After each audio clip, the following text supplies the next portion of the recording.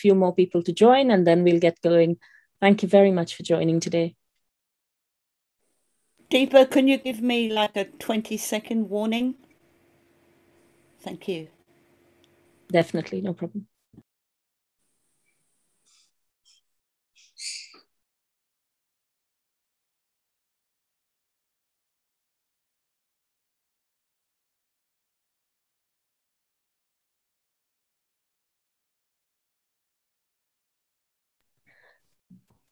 If you're in the attendee room rather than in the panelist room, please remember to send your messages to everybody, not just to panelists, and then everybody can see in the room can see your messages.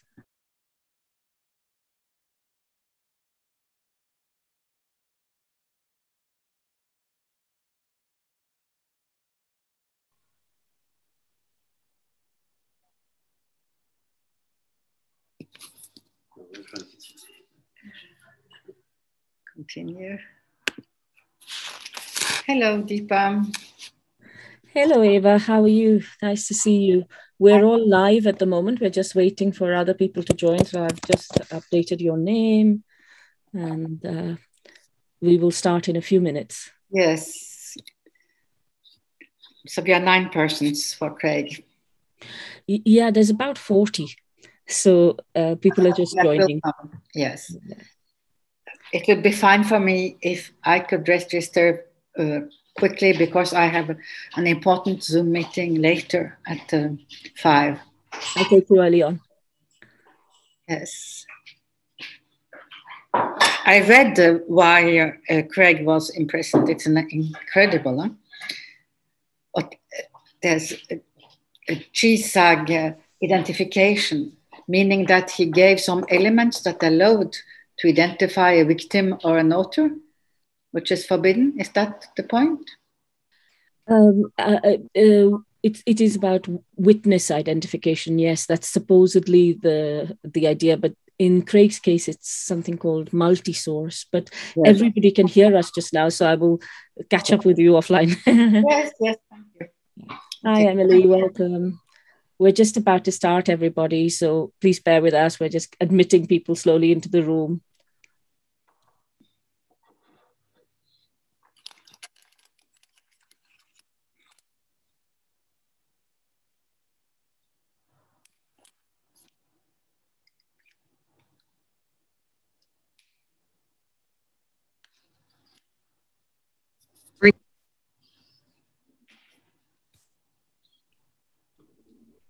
Deepa? Yes? Do we need to remind some panelists to make sure they use the panelist link? I've just texted Tommy and asked him to say that to Mark and Gordon as well, but it's just in case people are using the wrong link. Yeah, that would be great. Thank you. And I can see Neil is here. Welcome, Neil. Thank you for joining. I'm just going to rename you, Neil, so that we... Oh, you have. Perfect. Thank you. We're just waiting for a couple more people to join and then we'll get going. Just give us a minute or so. It appears that some of the panelists have been joining via the attendee link. If you're one of those panelists, if you could just raise your hand using the raise hand function, I can move you into the main room.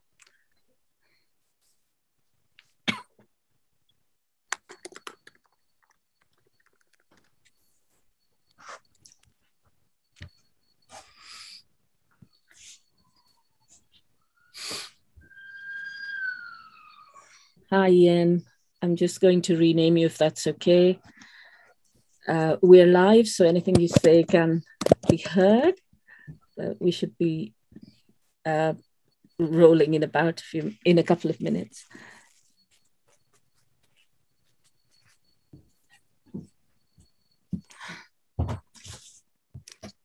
Hi, Tommy. Welcome. Could the lady on who's just joined, who's in front of the camera, could you let me know what name you'd like me to rename you as in the panelist link, or could you rename yourself, please? It's Stuart. Stuart. Yeah. Perfect. Thank you. Hi, Deb. Welcome.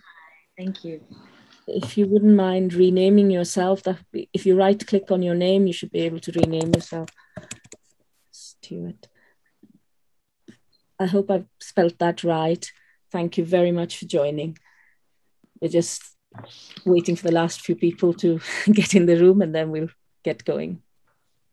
Hi, Annie, welcome. Hello. I'm just going to rename you so that we have your name correctly listed. Do you rename yourself?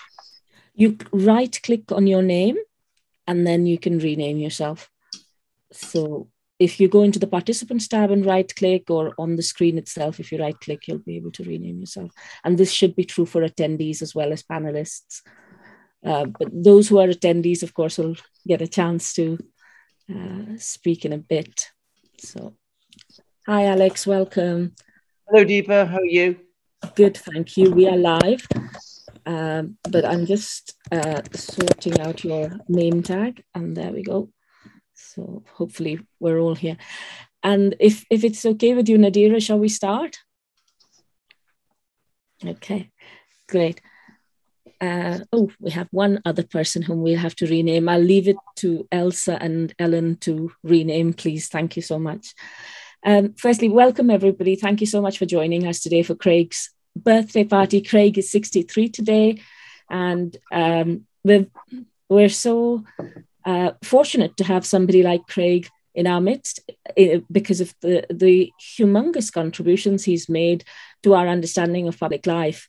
Craig is one of those people who's never hesitated to put his head above the parapet to tell us the truth as it really is.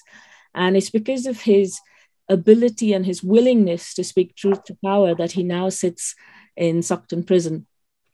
Nadira, his wife, is going to join us to say a few words in a second.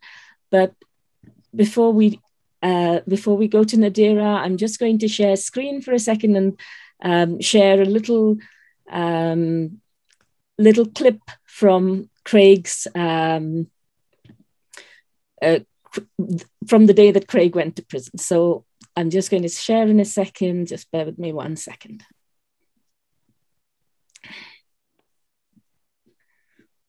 Hopefully you can all now see the clip.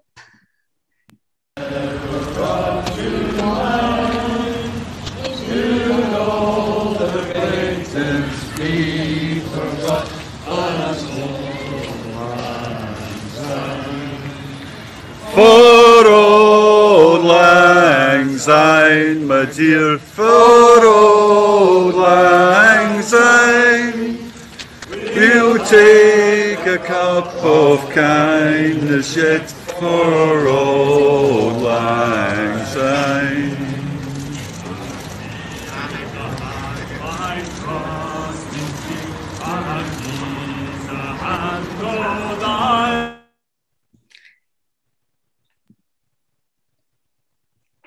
And hopefully now I can stop sharing. As you can see, it's very cottage industry here. We're just trying to get used to the Zoom controls, so do forgive us if we get things wrong as we go along. But I'd like to firstly thank you all for your solidarity with Craig. There have been weeks where he has received hundreds of messages, some months where he's received thousands. And Ellen, Craig's campaign manager, and Nadira, Craig's wife, are going to speak during the course of today to tell you a little bit about what's going on with Craig and any messages from him. We'll also hear from Craig's family, from his daughter, from his sons, and from his sister and brothers. We'll hear from Craig's old friends and people who've worked with him over the years. We'll hear from people who've never met Craig, but whom Craig has inspired. So I hope you'll enjoy this party where we're having some wonderful musical interludes, and we're trying to get everybody back in the room, the musicians. So you will hear that coming in a bit as well. So please grab your glass of champagne or whatever is your preferred narcotic, and let's get going. Over to you, Nadira. Hello. Thank you very much for organizing this, Deepa, and thank you very much for everybody who's taking part. Well, I have a champagne here, and this is a bit unusual because every year, ever since I've known Craig, we used to celebrate his birthday together. This is the first time we are celebrating his birthday away from each other. I just want to say quickly, even though, Craig, even though you are far from here in Stockton prison, locked in within four walls, you are in my heart and in children's heart and whole family's heart. And we are celebrating with paella today, the massive dish you specifically bought for making paella on your birthday. Shame you couldn't be here, but we are doing exactly how you wanted it to be, with loads of drinks, friends, laughter, and paella. I'm very proud of you, and I've always liked your stubbornness on telling the truth, even it caused you, even it had a heavy price on your shoulder and effect on us. But maybe that's why I stayed with you. You are a wonderful person, but terrible husband, because you lock yourself in your room and you get writing and finding the truth and sharing it with people. And you've always been, outspoken and truth teller, truth sharing person. Maybe that's why your principles and that kind of quality I really liked. Maybe that's why I'm with you. And on behalf of everybody, we've got lots of Spanish guests here and Uzbek guests, children, and we are celebrating your birthday today specifically and cooking paella. So Craig, happy birthday, and thank you very much for everybody who's here. Thank you, Nadira. Because we have about 40 different people from all over the world dialing in, I'm going to try and go quite quickly. I just want to say, those of you who are listed as attendees, you will get to come in and say something. We will have an open mic, so it's going to be quite democratic in that sense, but we do have some of Craig's oldest and dearest friends, and we'd like to take them early on, if that's okay. I'd like to now invite Tommy Sheridan to come online and speak. Tommy, over to you. I have to say, Deepa, I'm very, very privileged to be asked so early to speak in such a wonderful occasion. I am probably in the category of one of Craig's newer friends, because I've only really met Craig since 2013. So we've only really been friends for about 8 years or so. I met Craig primarily through Hugh Kerr, whom he has been a friend with a lot longer. And I've always been enamoured by Craig's forthrightness, the points in Nadira made earlier about his ability to speak truth to power, regardless of the costs, sometimes to him personally, I think are so admirable. And that feature endears him to everyone who knows him, because you may not always agree with Craig Murray, but you know that what Craig Murray says is what he believes. That he's not speaking on behalf of someone else. He's speaking on behalf of his own integrity and his own beliefs. And I have had great pleasure walking through the rain with Craig on a number of occasions on various independence demos, standing with him, waiting to go up and speak at independence demos. Some of them had a few hundred and some of them had several thousand.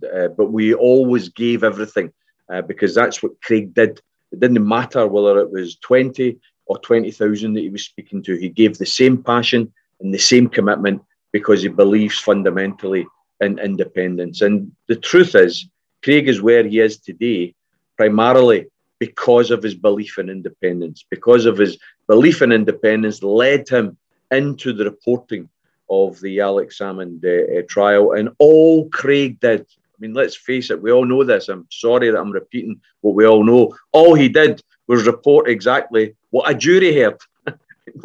That's all he did. He reported the truth. And for that, he's been put in prison. And it's an absolute damned disgrace. I do want to say just one final wee thing Deepa. Unlike probably most of the participants in today's birthday party, I have also spent time in the same jail that Craig is currently in. I spent time there in 1992. And I guarantee that when Craig emerges, he will emerge stronger. He's got enormous character anyway. He's got a beautiful family, and he's got love and support from that family and from friends. So he will emerge stronger. But I guarantee he'll emerge with new friends as well, because that's what happened to me.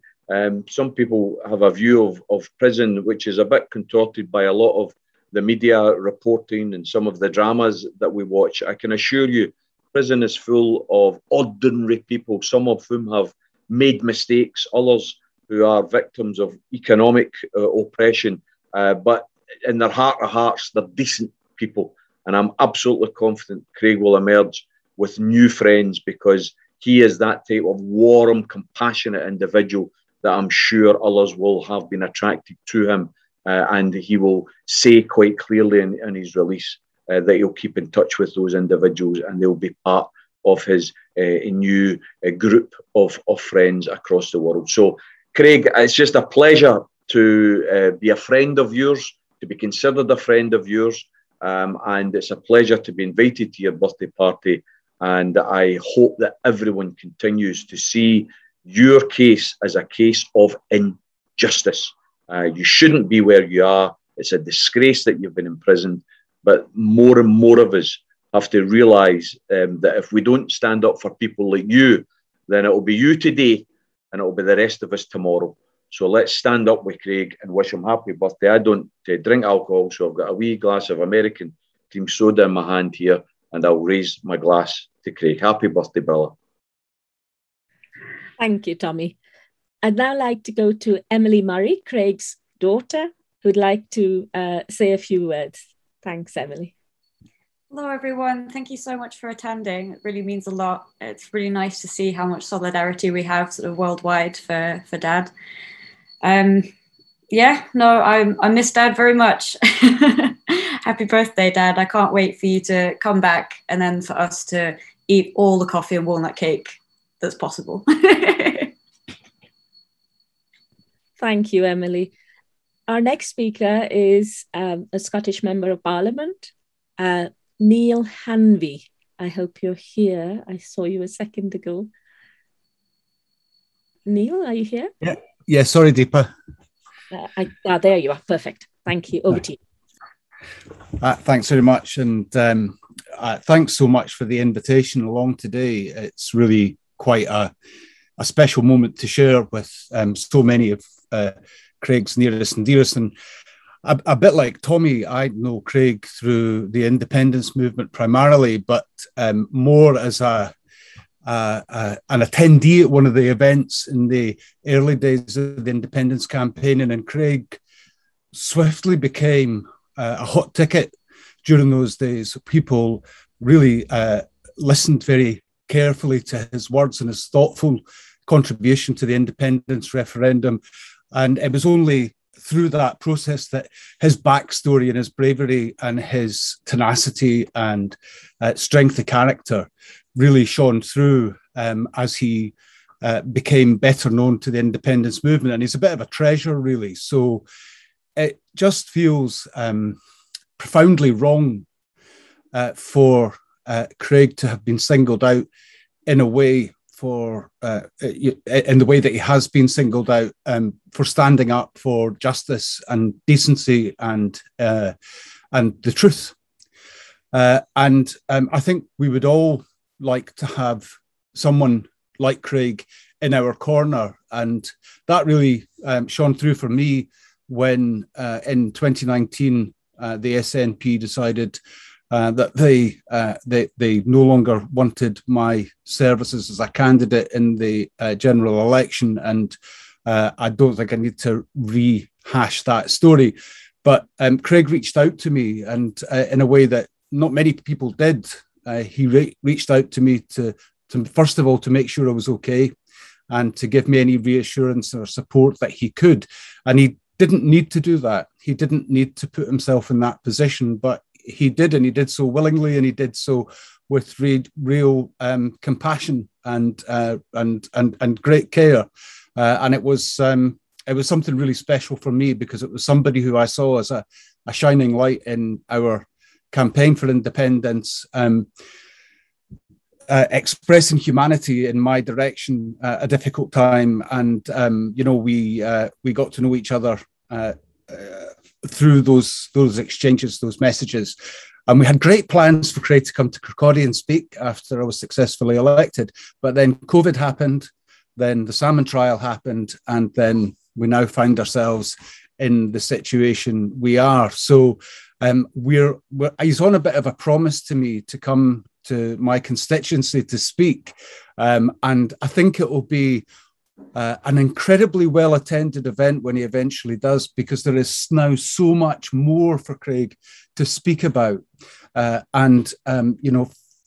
However painful this is for all of us, and certainly for Craig's family, it really, I can't imagine the isolation that he must feel in those moments when the noise has died down and he's alone with his thoughts. But I know that he will, or I get a sense that he will use those moments wisely in contemplation about a whole range of things, because if there's one thing that's clear about Craig, he's a deep thinker. And when we have disagreed, and this has been quite an unusual situation, as many will understand, but during the GRA debate, Craig and I have come at this from different positions, but we've had a constructive conversation about it, which is something that's been completely absent, and we've tested each other's positions in a respectful way. And I think that's just a very small measure of the man, but it's a very clear measure of the man, that he engages with great thought and care in whichever issue he's examining. And I've certainly found his support and assistance invaluable in my time as an MP, and I think it's only right that I stand in solidarity with him for the completely unjust imprisonment that he has suffered.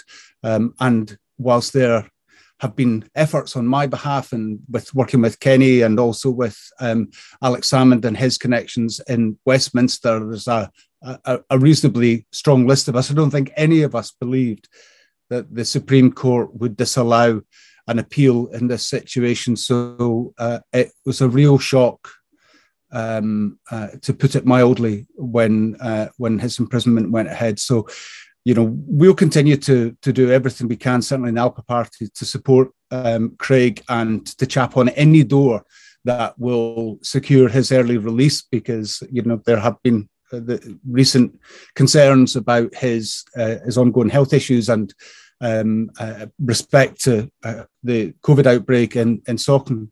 So we will continue to do everything we can, and and I would make an open invitation to anyone present, whether on the panel or listening in, if you have any ideas, or if you've got any contribution that you would like to make, or for actions that we could perhaps support taking forward, then please let me know. We're absolutely at Craig's service. So thanks very much, Deepa, and thanks everyone for coming and allowing me to speak. It's really been very special. Thank you.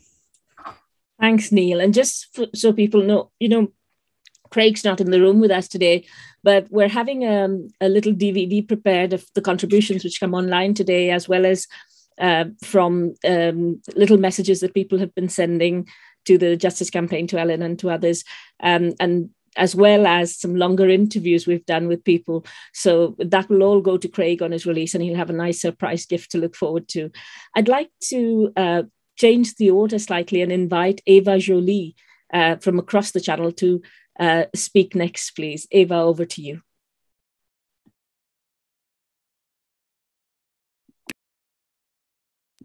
So thank you, Deepa, for organizing this event.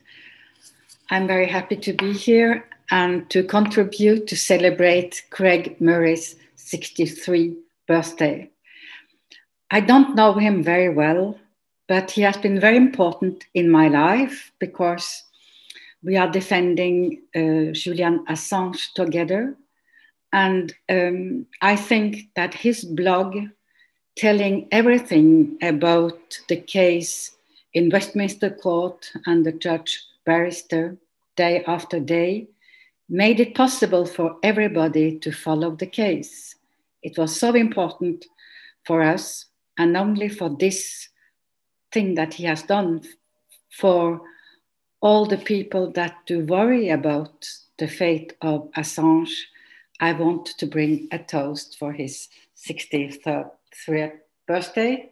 So Craig, we are waiting for you to come out, looking forward for it, and bravo for everything you have done. And I think that your sentence is very shocking. Everything good for you and your family.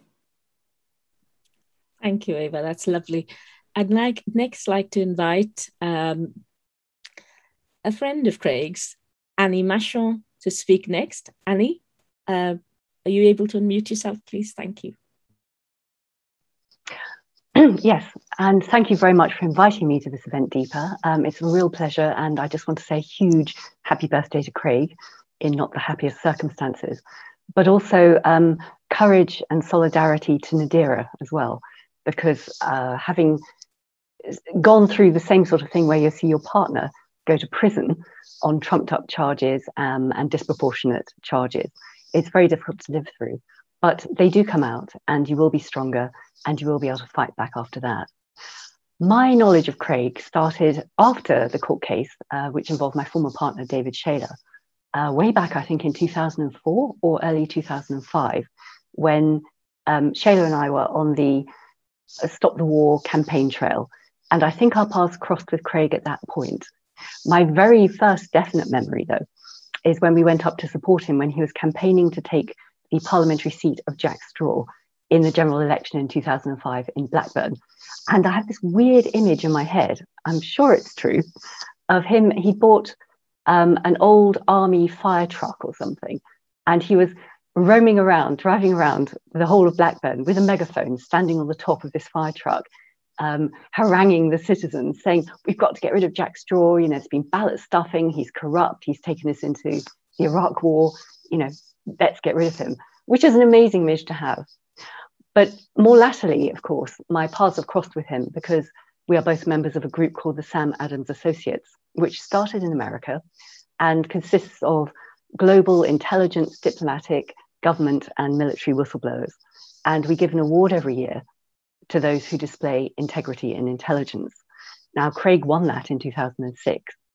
I became involved with this event, and some of my other colleagues in the event are going to be speaking later, where we gave awards to people like Julian Assange, of course, where we gave awards to people like Chelsea Manning and Edward Snowden.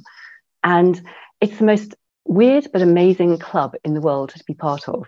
So our paths have crossed many times over the years, both at the award ceremonies that we've organised and also just supporting and fighting for these sort of issues and these sort of campaigns, most notably, of course, that of WikiLeaks and that of Assange, which is an egregious abuse of justice. And of course, part of that comes from the whole sort of Russophobia and Russiagate issues that cropped up around the election of Donald Trump in 2015 when he became president. And part of that, of course, was stoked by the allegations by the Democratic Party that they had been hacked by the Russians, and that this was proof the Russians were trying to involve themselves in the American democratic process. Craig, of course, was the one who stood up and said, no, it wasn't a hack, it was a leak. And I know that because I was the one who was leaked to. But of course, that's all been lost in the storm of the media and the official narrative that keeps carrying on. What I adore about Craig, because of all this, is the fact that he keeps on fighting. As previously said, he was the one who was up at 5 a.m, going to the Assange hearings, reporting what was actually happening in the court case, despite the fact that most of the mainstream media were being banned. The fact that he keeps fighting, as he did in the Alex Salmond case, trying to report what was not mainly being reported in the mainstream media. He is fearless, and he stands up for what he thinks is the truth, and I salute him for that. And the fact that even though he was only reporting pretty much what was coming out in a lot of the national Scottish media around the Salmond case, He was an independent journalist. He was a blogger. And therefore, he was an easy target to make an exemplary victim of when it came to try and prosecute people for so-called jigsaw identity and so-called contempt of court. That is a despicable misuse of the Scottish judicial process, and it is a despicable misjudgment, and I think as well, in terms of this sentencing, utterly disproportionate. And the Scottish legal system needs to be ashamed and needs to be reformed for what they did to this honourable man. So I just want to finish really by saying it has always been a pleasure to know Craig, to be involved in events where he's speaking or we had dinner together or something like that. He has a wonderfully quick, big brain. He cuts through the crap. He's a wonderfully witty, and I've always enjoyed his company. So I salute him also for his steadfast courage, not only with his own whistleblowing, but for the fact that he has protected subsequent whistleblowers. I salute him for his integrity, for standing up and speaking truth to power. And I salute him for his humanity in supporting so many of us as we've gone through very dark days ourselves. So I actually have a little dram of whiskey here. So I want to say happy birthday, Craig. And once you come out, keep fighting. And at some point, we will share a dram of whiskey together again. Cheers. That's wonderful. Thank you, Annie, and cheers to Craig. Our next speaker is a very special guest, and it's one of our youngest guests on this birthday celebration. It's Cameron, and I think he's sitting with Nadira right now, so you might have to move the screen a little bit. And I believe, Cameron, you have a little message for your daddy. Over to you. Hello, everyone.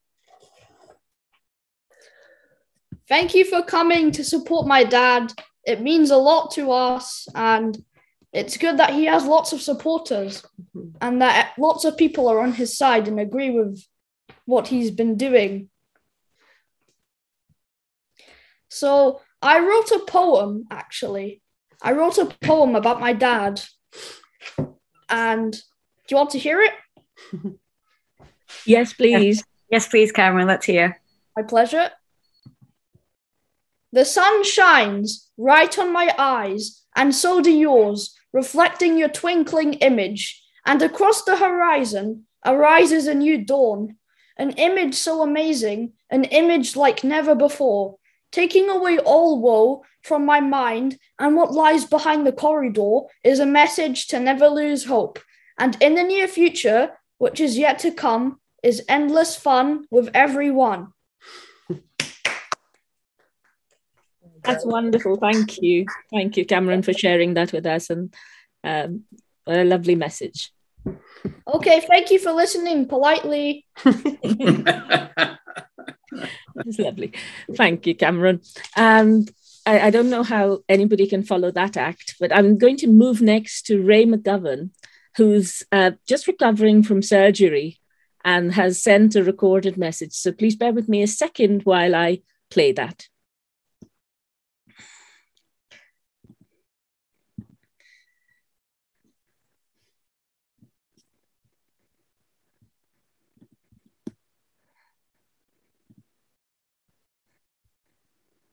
Happy birthday, friend Craig.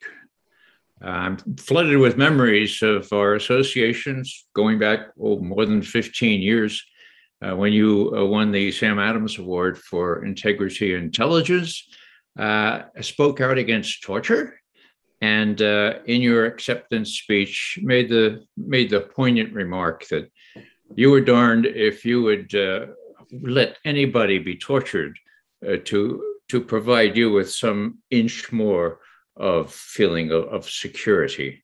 That spoke. And we need to speak up now in your behalf and are. But for these purposes, we are wishing you a very, very happy birthday. We hope Nadira is well and your boys. And we're just really eager to see you out doing your thing. And once again, very soon. Best of luck, Ray McGovern. Thank you. The next person on my list is is Jamie Murray. Jamie, are you here? Are you able to unmute yourself, please? Jamie is Craig's son. Yes, hello. I think just firstly, I'd like to thank everyone for coming and showing solidarity with Dad and wishing him a happy birthday. It's such a shame that you're not here, Dad. I guess firstly, because you're missing your birthday present. You might not all know, but I always get Dad a really nice bottle of whiskey every birthday. And today I got him a bottle of Kilcoman Loch Gorm. It's very, very delicious. Cheers. Thank you, Jamie. Were you going to say something else, or have I cut you off? Yeah, no. Please go. I think I should probably say I can't promise there will be any of the bottle left by the time he gets out, but I'll get you a very good one for your release date. I promise. Thank you, Jamie. That's lovely. Could I now share a video from, or rather live, Barry White? Barry, are you in the room? Are you here? Yes, I'm here. Brilliant. Could you switch on your camera and unmute yourself so people can see you, please? Yes, I'm trying to do that, but sorry, it doesn't want to come on. It keeps flashing the sign "more" over it. Okay. Well, it might just bear with me a second. I'm going to ask you to start video. If you just say yes, and hopefully it'll start now. Okay. Oh yes, I can suddenly see myself. Well, first of all, may I thank you for the opportunity to wish Craig a happy birthday and express my solidarity to him. I'm Barry White, a former organizer for the Campaign for Press and Broadcasting Freedom, which for nearly 40 years campaigned for a democratic and accountable media. Sadly, it wound up in 2018 for lack of funds. However, its regional partner, Campaign for Press and Broadcasting Freedom North, is still campaigning, and we hold frequent open virtual meetings, produce books and pamphlets, and publish a quarterly magazine, Media North. I'm also a member of the National Union of Journalists. Now, our latest edition includes an article about Craig's case by Tim Gobsell, former editor of the NUJ magazine, The Journalist, and it's called "The Way to Two-Tier Media, Jail the Bloggers, Protect the Press." Before coming to that, can I express my appreciation for the important contribution to our right to know Craig made in exposing UK complicity in torture in Uzbekistan. As The Guardian put it at the time, Murray has paid a more direct price for his decision to step out of the bubble of isolation and immunity in which most diplomats live and challenge such abuses. His distinctly undiplomatic assessment of Uzbekistan's human rights record propelled him to a lengthy battle with the Foreign Office. He was subjected to a humiliating disciplinary investigation, and his personal life publicly shredded, and suffered a string of health problems as a result. This shredding continues with his recent imprisonment, and it's his implications of the verdict for journalism and journalists that I now wish to refer to. As we know, Craig is the first person to be imprisoned for the offence of jigsaw identification. I agree with the statement made by Reporter Without Frontiers Director of International Campaigns, Rebecca Vincent, who said, whilst journalists must ensure they adhere to court orders with regard to witness protection, Craig Murray's prison sentence on charges related to his blogging is disproportionate and highly concerning. RSF emphasises that journalist activities should not lead to prison sentences anywhere. imprisonment in connection with any journalist activity should only ever be a measure of absolute last resort, if at all.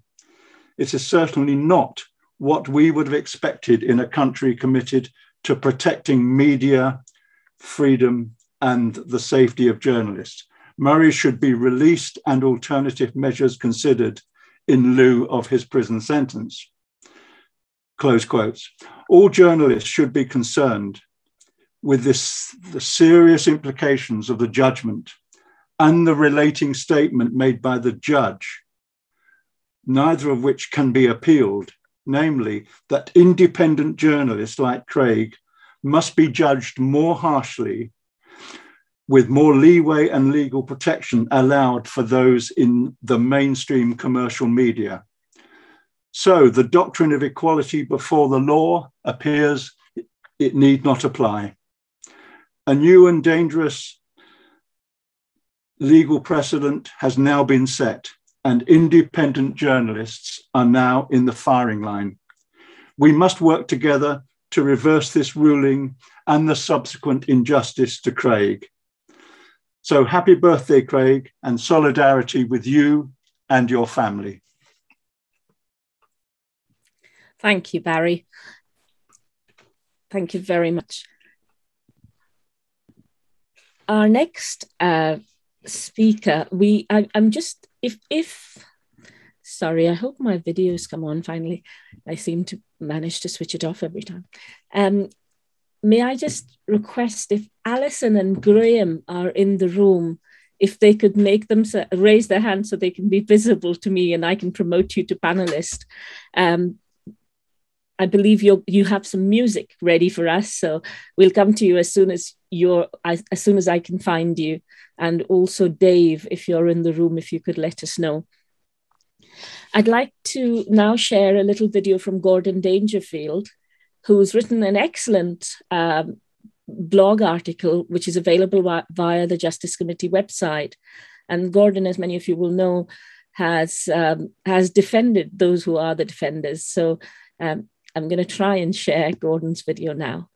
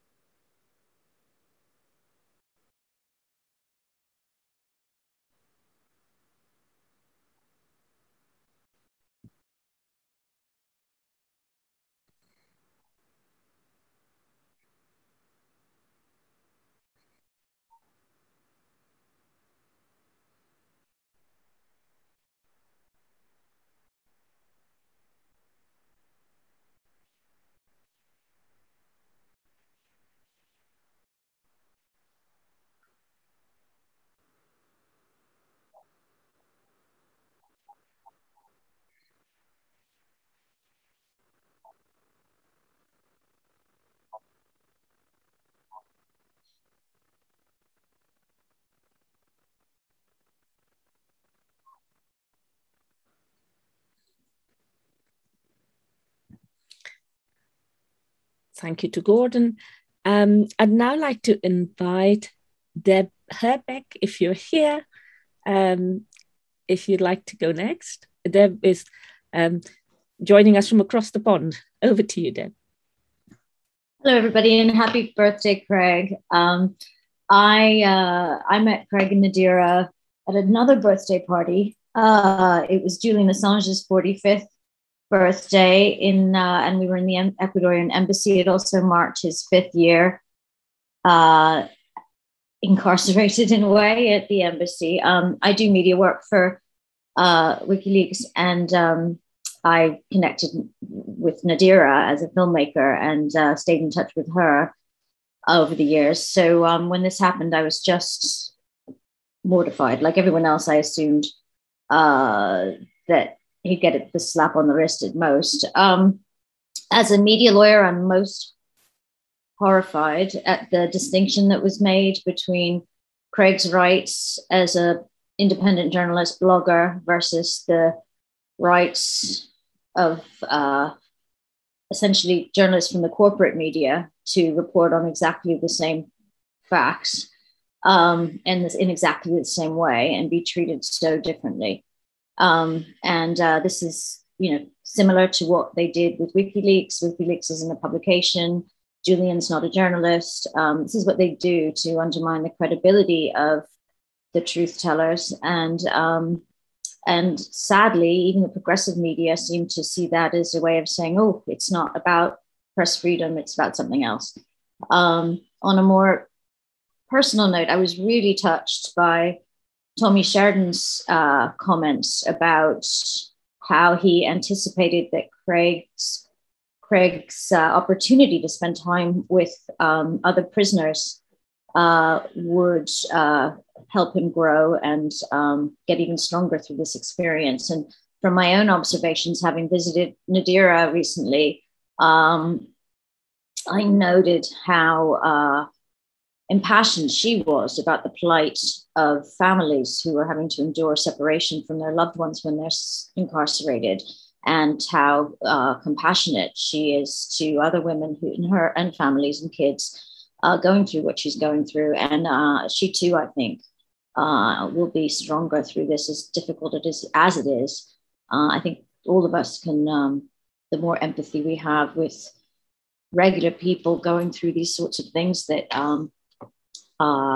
happen on a daily basis.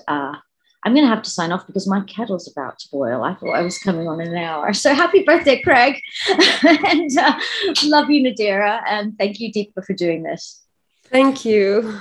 Good to see you. May I now invite Catherine Gunn, if she's here? I believe she's on this. She's somewhere on the screen, but I can't see her. So yes, I'm here. Brilliant, Catherine, over to you. Well, I feel really honored to be in this group. And I just want to say that, happy birthday to Craig. I'm really sorry that you're not spending it here with all your loved ones. But I'm sure you'll be happy to be out very soon and back with your family and comrades.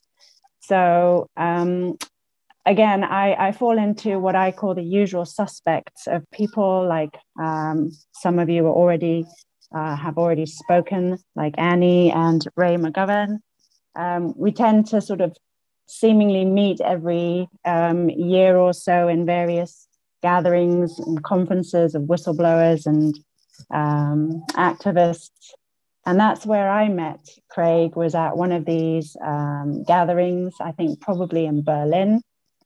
And I really respect Craig and, the stand that he has taken for the past, 20 years or more about all the abuse of power and the corruption in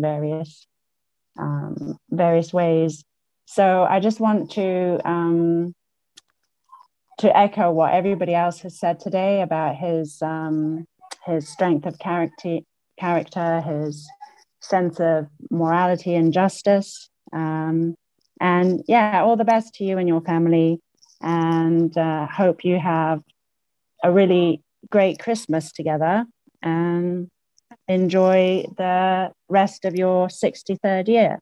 All the best. Thank you very much for inviting me, Deepa. And hope to see you soon. Thank you, Catherine. And like Annie and others, you really have paid the price for standing up and speaking truth. So I'm sure Craig's very glad to hear your voice here all the way from overseas. I'm going to try and share a recording now, which was made by Mike Barson, who's from the band Madness. And this is a special recording for Craig. I'm hoping that this will work. If please let me know if you can't hear this.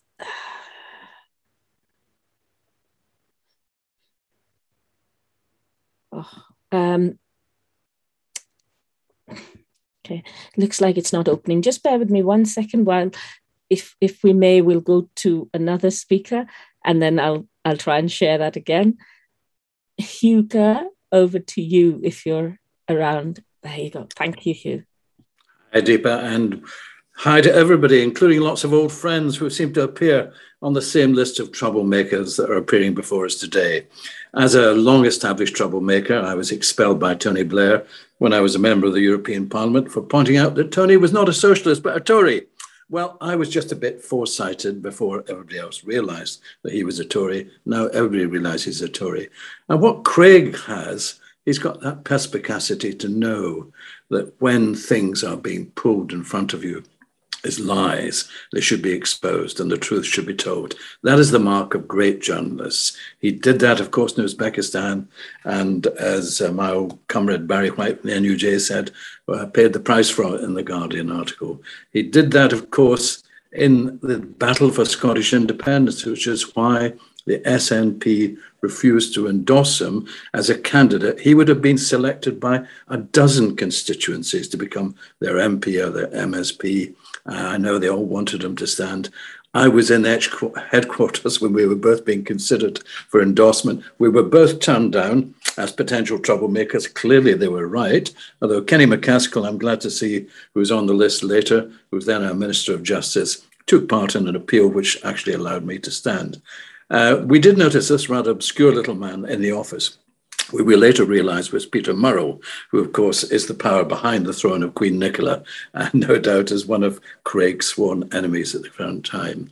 Craig is a man who is not afraid to speak truth to power, and what he does is extraordinary. He does it in extremely well-informed journalism. So when people like Lady Dorian say, well, he's not a proper journalist, I say, actually, Craig is the best journalist writing in Scotland today. And that's what I said to the president, or the General Secretary of the NUJ, when she appeared at our branch meeting in Edinburgh last week. She was talking about solidarity with journalists in Afghanistan. And I praised the NUJ for their work in that, but I said, solidarity doesn't just stop abroad, it begins at home. We have 2 journalists imprisoned in Britain at the present time. We have Julian Assange in Belmarsh. Craig has been, as we've heard, heavily involved in defending Julian. And we have Craig Murray imprisoned in Scotland. Craig has been an NUJ member, wants to be an NUJ member, but certain people in the NUJ, I should say, are attempting to block his membership. We've resubmitted his application and we're going to fight to make sure he is a member. And the truth is this distinction between bloggers and journalists is a nonsense. Craig is the best journalist in Scotland. He should be there campaigning and fighting for us. Neil Hanvey had a very good point. When Craig comes out, I don't want to take him away from Nadira. He should maybe have a week or 2 at home, but we should organise the biggest tour of meetings in Scotland for Craig to go around. He will sell out all over the place, I can assure you of that. And when Tommy spoke, I was reminded that Scotland is a small country. The woman who prosecuted Tommy and put him in prison at Saughton, as the same woman who put Craig Murray in Saughton today. Lady Dorian was a young prosecutor for the Crown way back in '92 when Tommy was put in. And there she is. And backing her up was one Lord Turnbull who put Tommy in prison again on his charges arising out of the News of the World case in the past. Scotland is a small country with a legal system which is in need of major reform. The problem is we don't look as if we're going to get it anytime soon. But Craig is one who's been fighting for that, for truth, power, and we should all be with them. And I've got a final suggestion to make. This year, 2 journalists were given the Nobel Peace Prize. I have a suggestion next year. Let's nominate 3 journalists for the Nobel Peace Prize: Julian Assange, John Pilger, and Craig Murray. Now, that would be a campaign worth fighting for. Brilliant. Thank you, Hugh. And I'm going to invite Nadira to let Oscar say hello if he's willing. and then we'll move to the video that I was trying to show earlier. I want to say hello. Oscar, do you want to say hello? Yeah. Oscar is, we went to see Craig this morning, Oscar and Cameron. That was we organized to see his dad early in the morning on his birthday. We didn't think we would get in, but prison staff was, they were kind enough to let us in, and we were the only family to visit him. So yeah, did you say dada? Did I just hear, or did you say? I think you might have done. Okay. All right. Okay. Well, say hi, say hello, and say bye. Say thank you. Yeah. Okay. Well, his eyes are in cat. He had a lovely time with Craig. Good to hear Craig is holding up okay. Thank you for sharing that. And thank you, Oscar. And I'm now going to try and reshare the video that I was trying to share earlier. And hopefully one of the other co-hosts might be able to share if I'm not. So here we go.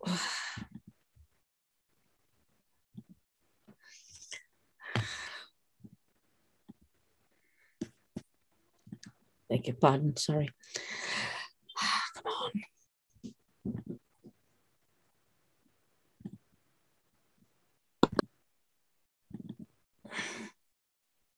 It's not allowing me to share it. Mike Barson, if you're here and if I can promote you to panelist and you're able to share your video, that would be great. But thank you for that video anyway. We will try and play it sometime through this present discussion. Graham Brown, not Gordon Brown, Graham Brown, are you here yet? I hope Gordon Brown's not here. I can't seem to find Graham Brown either. So I'd like to next request on my list. Oh, this person's recording is online, so I'm going to at least try and share that because I know that one works. So it's Kenny McCaskill.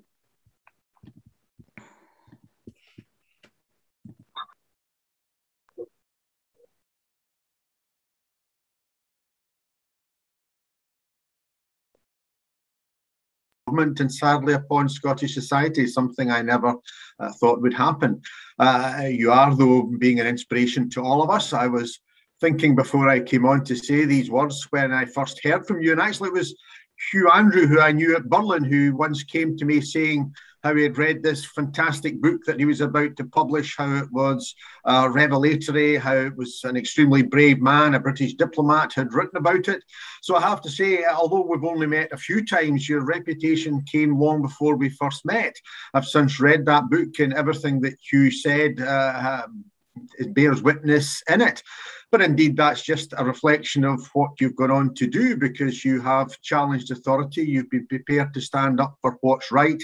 You've had to face difficulties in your own life, but what doesn't destroy you makes you stronger. And I'm sure the Craig Murray that comes out will be even stronger, even better, and will commit even more greatness for Scotland. We are grateful to what you've contributed. You have shone a light where we've had darkness. You have been prepared to speak out against authority that has been abusing its power, and it's time that others stood with you. So thank you. Okay. And I'm going to try for a final time to share the music, because this, between speakers, we were supposed to have a bit of music and a bit of fun for Craig's party, and I can't get any of the music to work. So I do apologize. I think the music videos are in a different format to the one on my computer, and it's just not playing like it did before. Is Graham Brown here yet? We'd like some live music, please, Graham and Amanda, if you're here. If not, could I request Robin or somebody to please call Dave to make sure that Graham and Amanda are online, because we can't find them. I'd be very grateful if one of you could do that. I'd next like Dave Henry, if you're here, and Laurie Flynn. Are you both here, Dave and Laurie? Nope. Okay. I'm going to play this other piece of footage which I showed at the start, yet again, just because I'm going to try and make one of the music files work on my computer. So apologies, but I think you've seen this before, but some of you, but hopefully this still works.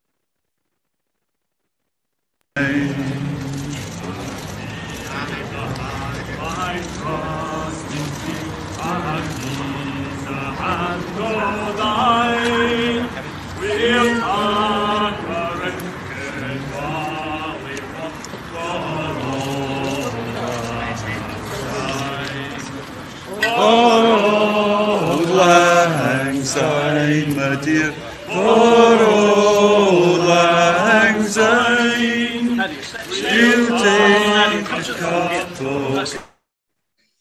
And now, hopefully, the other file will work. And this has been created specially for this party. No, it doesn't.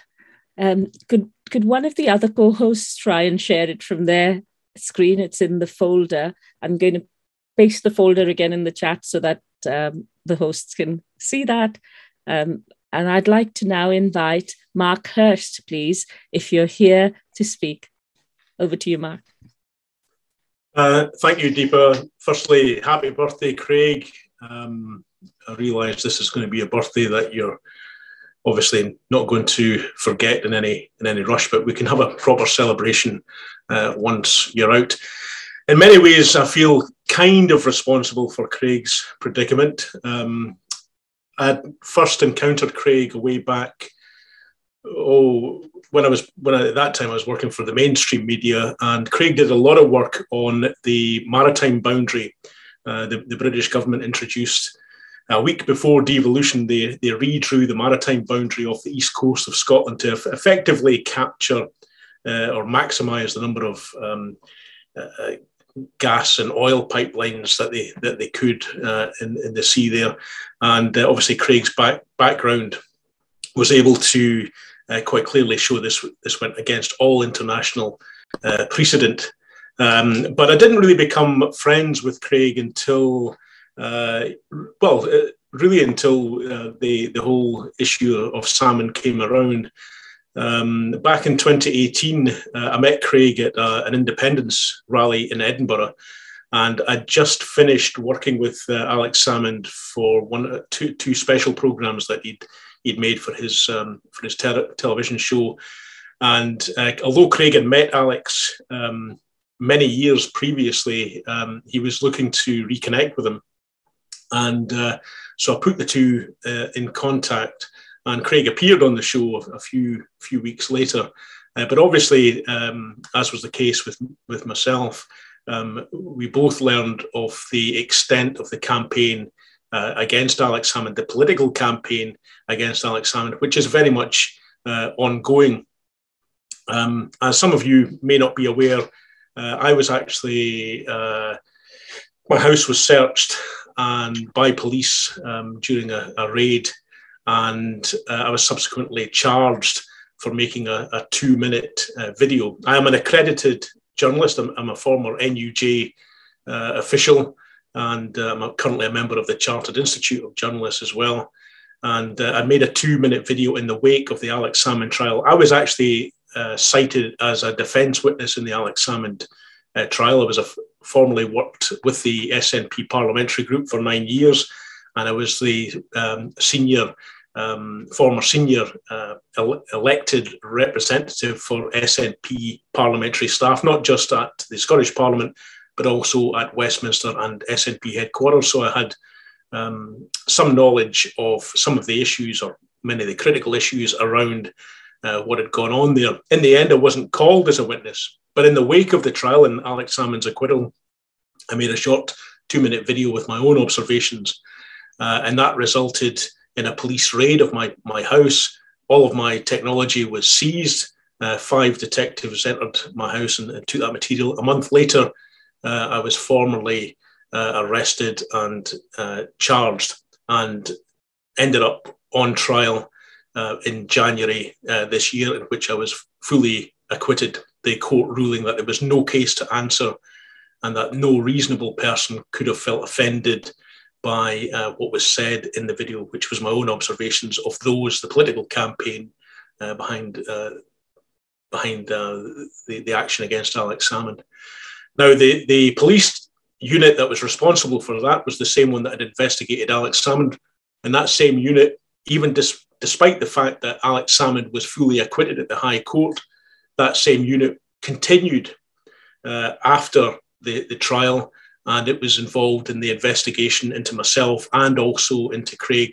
The day after my search, I spoke at length with Craig on the phone, and together we formed a campaign to fight against what was clearly, and what is clearly, an abuse of power by the Scottish authorities, both the Crown Office and Police Scotland. I'm at the moment suing both Police Scotland and the Crown Office for malicious prosecution. And I'm no doubt that Craig's own lawyers will be looking at that after his release or in due course.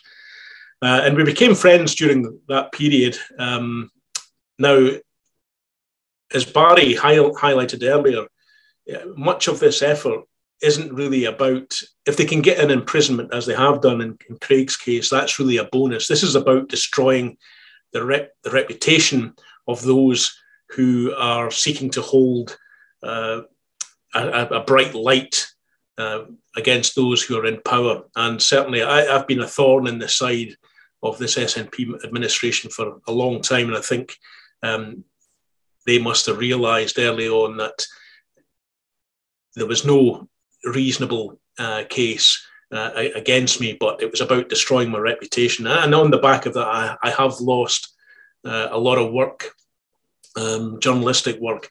And I took a very different approach to that of Craig. Myself and Craig are very different people. I come from a working class housing scheme in Glenrothes and Fife. I'm pretty sure that had I gone to school with Craig, and let's face it, he would have had to come to my school, I was never going to go to the same school as he went to, that he probably would find it a far more difficult challenge than Saughton Prison, I suspect. I'm not sure, but we are very different people. But what we both have in common, I hope, is our commitment to integrity and to principles. And certainly I would seek to emulate the principle stand that he's taken. As you may have noticed, I'm sitting in a virtual cell. This is Kilmainham Jail in Dublin. This was the cell in which James Connolly, the Edinburgh-born revolutionary, was held before being taken out into the yard behind and executed by the British state. He was actually wounded, Connolly, and so they had to tie him to a wicker chair to execute him by British Army firing squad. And the British authorities at the time believed that by executing or killing the revolutionary, they would kill the revolution. That didn't quite happen. And I'm pretty sure that the efforts by the Scottish authorities here in this instance, by seeking to imprison both myself and Craig, was an effort to close us down.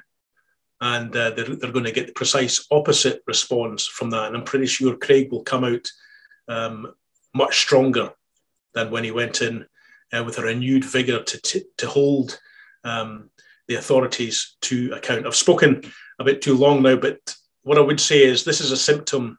What's happening to Craig is a symptom of a very serious and fundamental breakdown and clampdown on freedom of speech and civil liberty in Scotland. And I hope the international community begins to take note, because this has very serious consequences, not just for journalists like myself, but for many ordinary people in Scotland. And nonetheless, this is a birthday celebration. But I do hope that I see you soon, Craig, and we'll certainly catch up. I'll have a pint of Guinness and you can have your Chardonnay, and we can hopefully discuss how we take things forward. All the best for now. Happy birthday. Thank you, Mark. And I'm glad you explained that that was a virtual background of a prison cell, because I thought your bedroom looked really austere. And I was a little bit taken aback by the background. I'm going to try, for hopefully third time lucky, to share that video. And if it doesn't, Peter Oborn, you're next. Please, you're warned. Okay, it looks like it's showing. So here we go.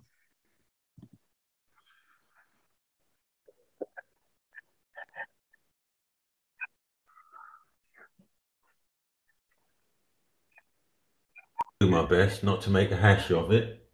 I don't know what it's called, but it's a rather nice little little number. It might be Schubert, might not.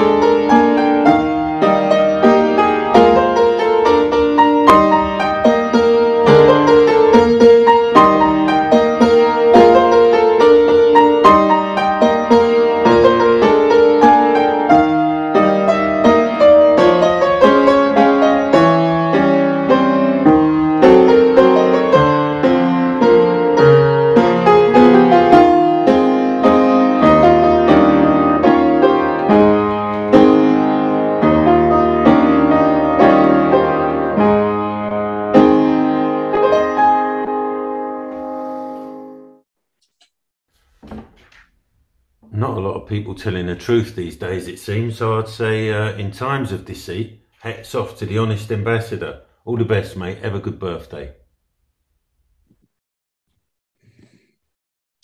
That was Mike Barson from the band Madness. And poor Mike agreed to play Happy Birthday on the piano. And I don't know why, I was just chatting with him and I said, oh, Craig likes classical music. And Mike understood me saying that I wanted him to play a classical piece, that he's gone well outside Madness's comfort zone and his comfort zone to play that. So thank you, Mike, for your message and your solidarity. We're really grateful. Amazing. Thank you so much. Thank you, Emily. Peter Oborn, if you're here, you're next. If you would unmute yourself, please, I can now see you, but I can't hear you. Ah, there we are. I've unmuted myself. Can you hear me? Well, yes, this is, let's hope that Craig will be out very soon. It's outrageous he's in there. But we are here to wish him, our old friend, Craig Murray, a very happy birthday. We all miss him terribly. Craig Murray is one of the great truth tellers of our time. He writes like an angel. His heart is always in the right place. 2 or 3 years ago, Craig, me, and Masood Logar, who is also joining this party, we went up and other friends, we went up the Indus Valley together. We got only as far as Multan. So we want to get up, we want to retake up our journey and progress once more. Craig, you are an inspiration, a hero, a truth teller, a dissident. You were the first to blow the whistle on complicity and torture. God bless you, sir. Thank you, Peter. Thank you very much. If Stuart Murray is here, are you able to switch on your camera and unmute yourself, please? Stuart, are you here? Ah, brilliant. Thank you. Stuart is Craig's brother. Hello. And can I also thank everyone for organising attending this Craig's virtual birthday party. It's been an absolute blast, especially madness. In normal circumstances, Craig would be hosting this event with copious amounts of alcohol, good food, and his unique blend of humour and hospitality. I'm Craig's youngest brother, although, well, that's a good start. Although throughout the years, it has often been me who has guided and helped Craig through many of his adventures. Since Craig was young, he has always been a keen activist for many a worthy cause. He has also always believed in fairness and fighting against injustice. This has led him to lose his jobs and suffer much personal hardship. This has recently expressed itself with his coverage of Julian Assange and then the Alex Salmond case. It is therefore quite ironic that Craig is now suffering in prison for reporting someone who proved innocent of the crimes he'd been accused of. Regardless of your politics, or you believe Craig is guilty of contempt or not, the injustice is that he has been locked up for 8 months without recourse to appeal. This is the message which should be pushed out to everyone that will listen. I have known Craig all my life, obviously, and I can tell you that he did not intend to publish anything which could help identify any victim. He actually went to lengths to prevent this. He was motivated to report what he believed was a political conspiracy to Phyllis Salmond. Please let's put political affiliation aside, independence or unionist. Let's campaign together for this appeal, for his appeal, so he can present the evidence and be judged fairly. Now let's raise a toast to Craig. Happy birthday, brother. Thank you, Stuart. Thank you very much for joining us and for that message. And yes, we need to make sure that Craig retains his right to appeal, which so far he has not been granted. I'd like to now move to the other side of the world, to Pakistan, where we have Masood Lohar. Masood, I hope you can hear us.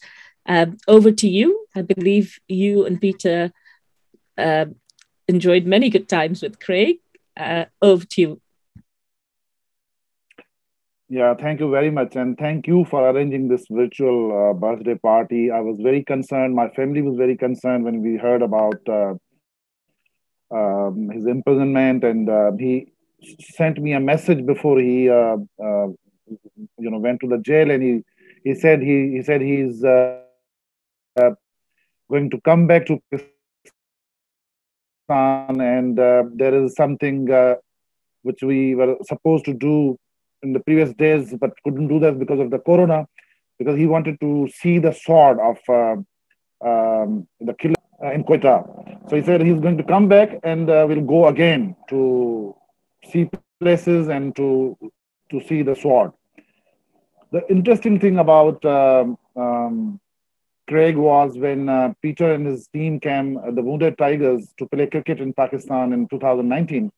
I was their local guide, and something happened, and I just bumped into a very good friendship with this very otherwise difficult guy, Craig Murray. And Peter already gave me a heads up that the gentleman is a little, unique, and you have to be very careful with him and this and that. But somehow we became so good friends that we got drunk together. We sang many songs and all these things. And he told me some very interesting things. His spirituality, his so it Masood, may I request you to turn off your video, because we can't quite hear you. If you will turn off your video, at least the sound will be better, hopefully. Can you hear me now? Yes, we can. Thank you. Is it good now? Yes, please. Thank you. So he, I realized that this man is not an ordinary guy. And I told Peter at one moment that because I'm a believer, I told Peter in Larkana before we went to Mohenjo-daro that God loves Craig Murray, and he makes things happen so that he remains happy. And the other interesting thing was when taking some detours, he wanted to go to some places where there were traces of Alexander Burns. So we went up to this desert place where he told me that Alexander Burns actually suggested that the British government should make the largest market for Asia. So when I took him there, he suddenly became the friend of the owners of the shrine, and the shrine people were so happy to have him there that they finally take him to the shrine and to show some very interesting old manuscripts. And also he went. I'm really sorry, Masood, we can't hear you. Himself. Maybe we could bring you back in inside later. The market, right in the, at that time it was go without.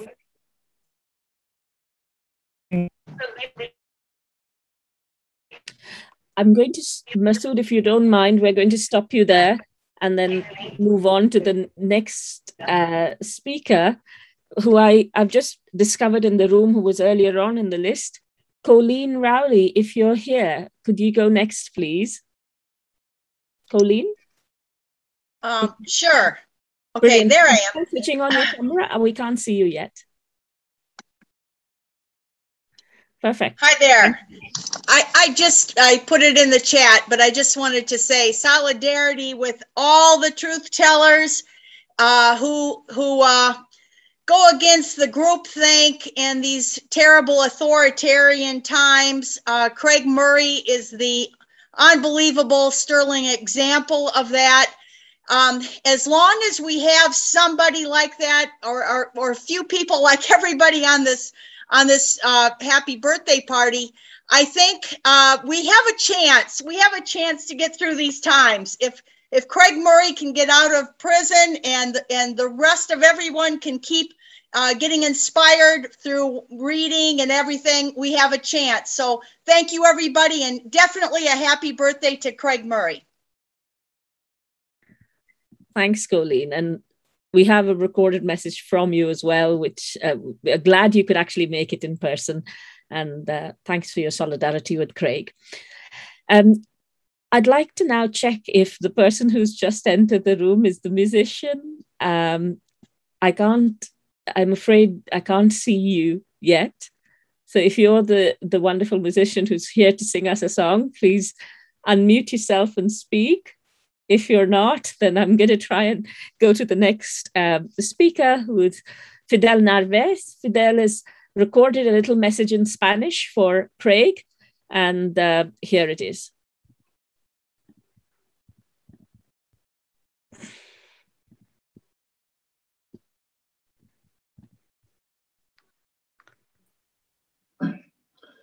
Querido Craig, este mensaje en español para que llegue a todo el mundo hispanoparlante y quienes no te conocen sepan quién es Craig Murray. Quiero decir que me siento muy orgulloso de estar entre tus amigos y muy privilegiado de haberte conocido y del apoyo incondicional que siempre le diste a mi país, a mi embajada, a Julian Assange, en una causa que es universal. Tú eres un denunciante admirable. Sacrificaste tu carrera diplomática por defender principios básicos, humanos, los derechos humanos. Y quienes te conocemos sabemos que eres defensor de muchas causas de denunciantes alrededor del mundo y te admiramos mucho. Lamento que tu cumpleaños tengas que pasarlo en una prisión como precio a tu valentía. pero ya pronto estaremos celebrando juntos en libertad la lucha que nos une.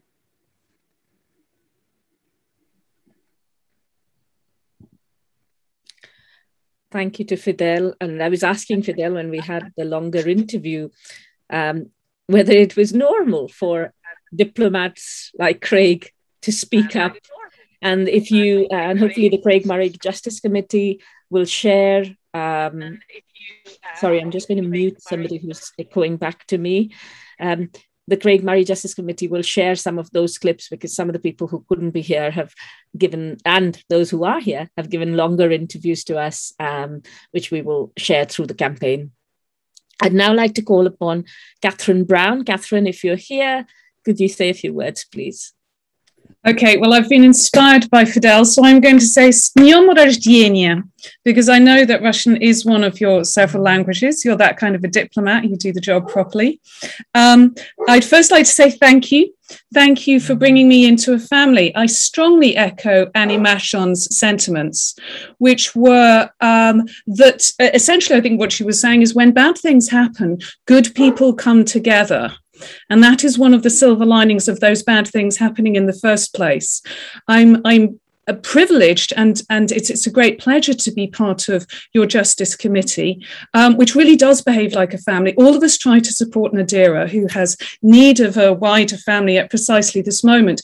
But I think we've also been supporting each other bilaterally and multilaterally through all the life things we've been going through during the last few months. And I certainly include myself in that. So it is a wonderful thing to be part of. And it's something that gives one hope, this phenomenon of this a kind of agglutination of people of goodwill that I feel in response to these kind of situations. I'd like to go back to Russia just for a moment. I've been recently researching something about Nikolai Chernyshevsky, and you may not see a huge number of parallels between yourself and Chernyshevsky, but I would just like to point to the fact that he was a young radical in operating in St. Petersburg in the early 1860s.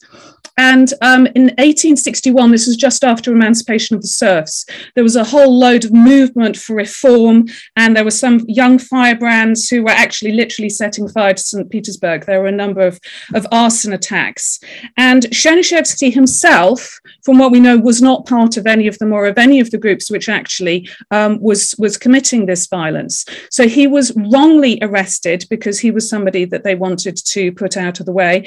And he was put in the hugely iconic Peter and Paul Fortress in St. Petersburg.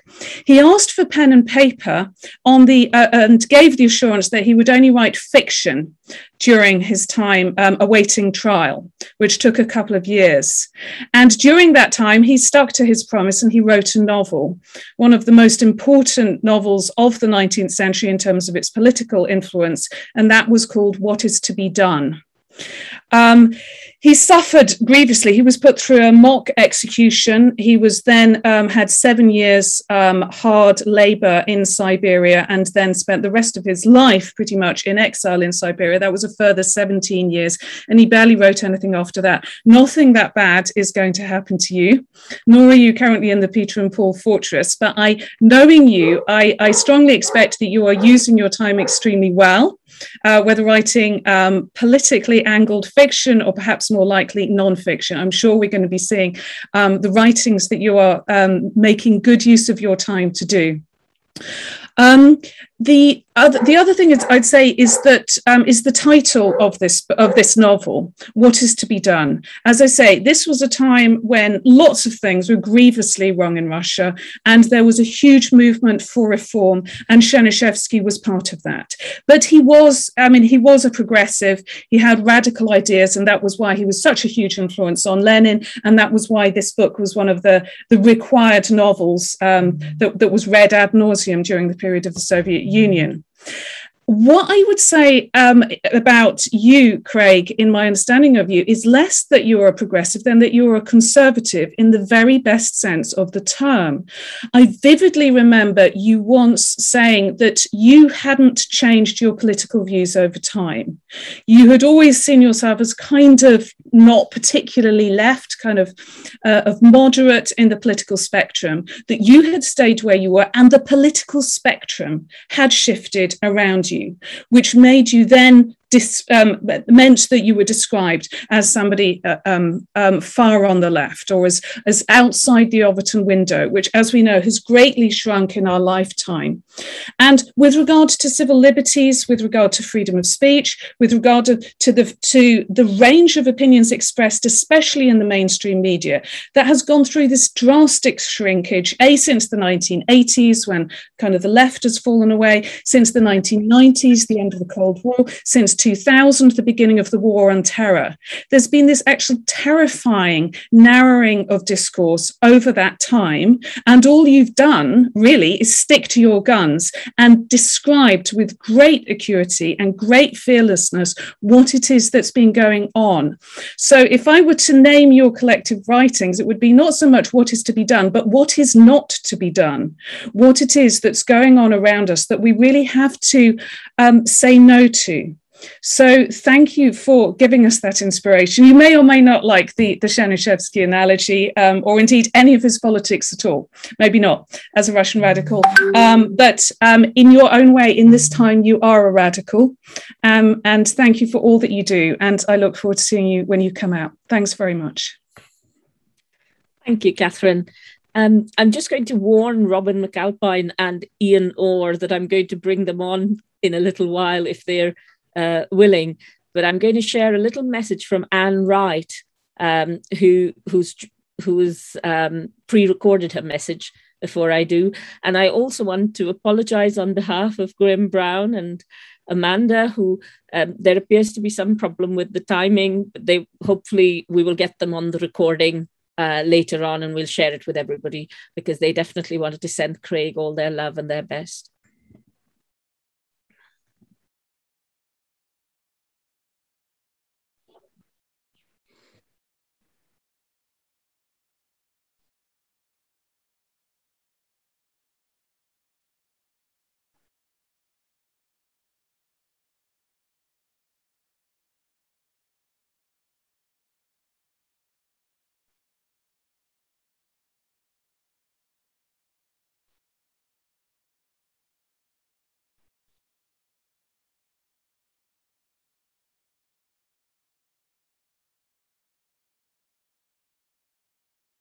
We've been together on many, many occasions in both the UK and in the United States.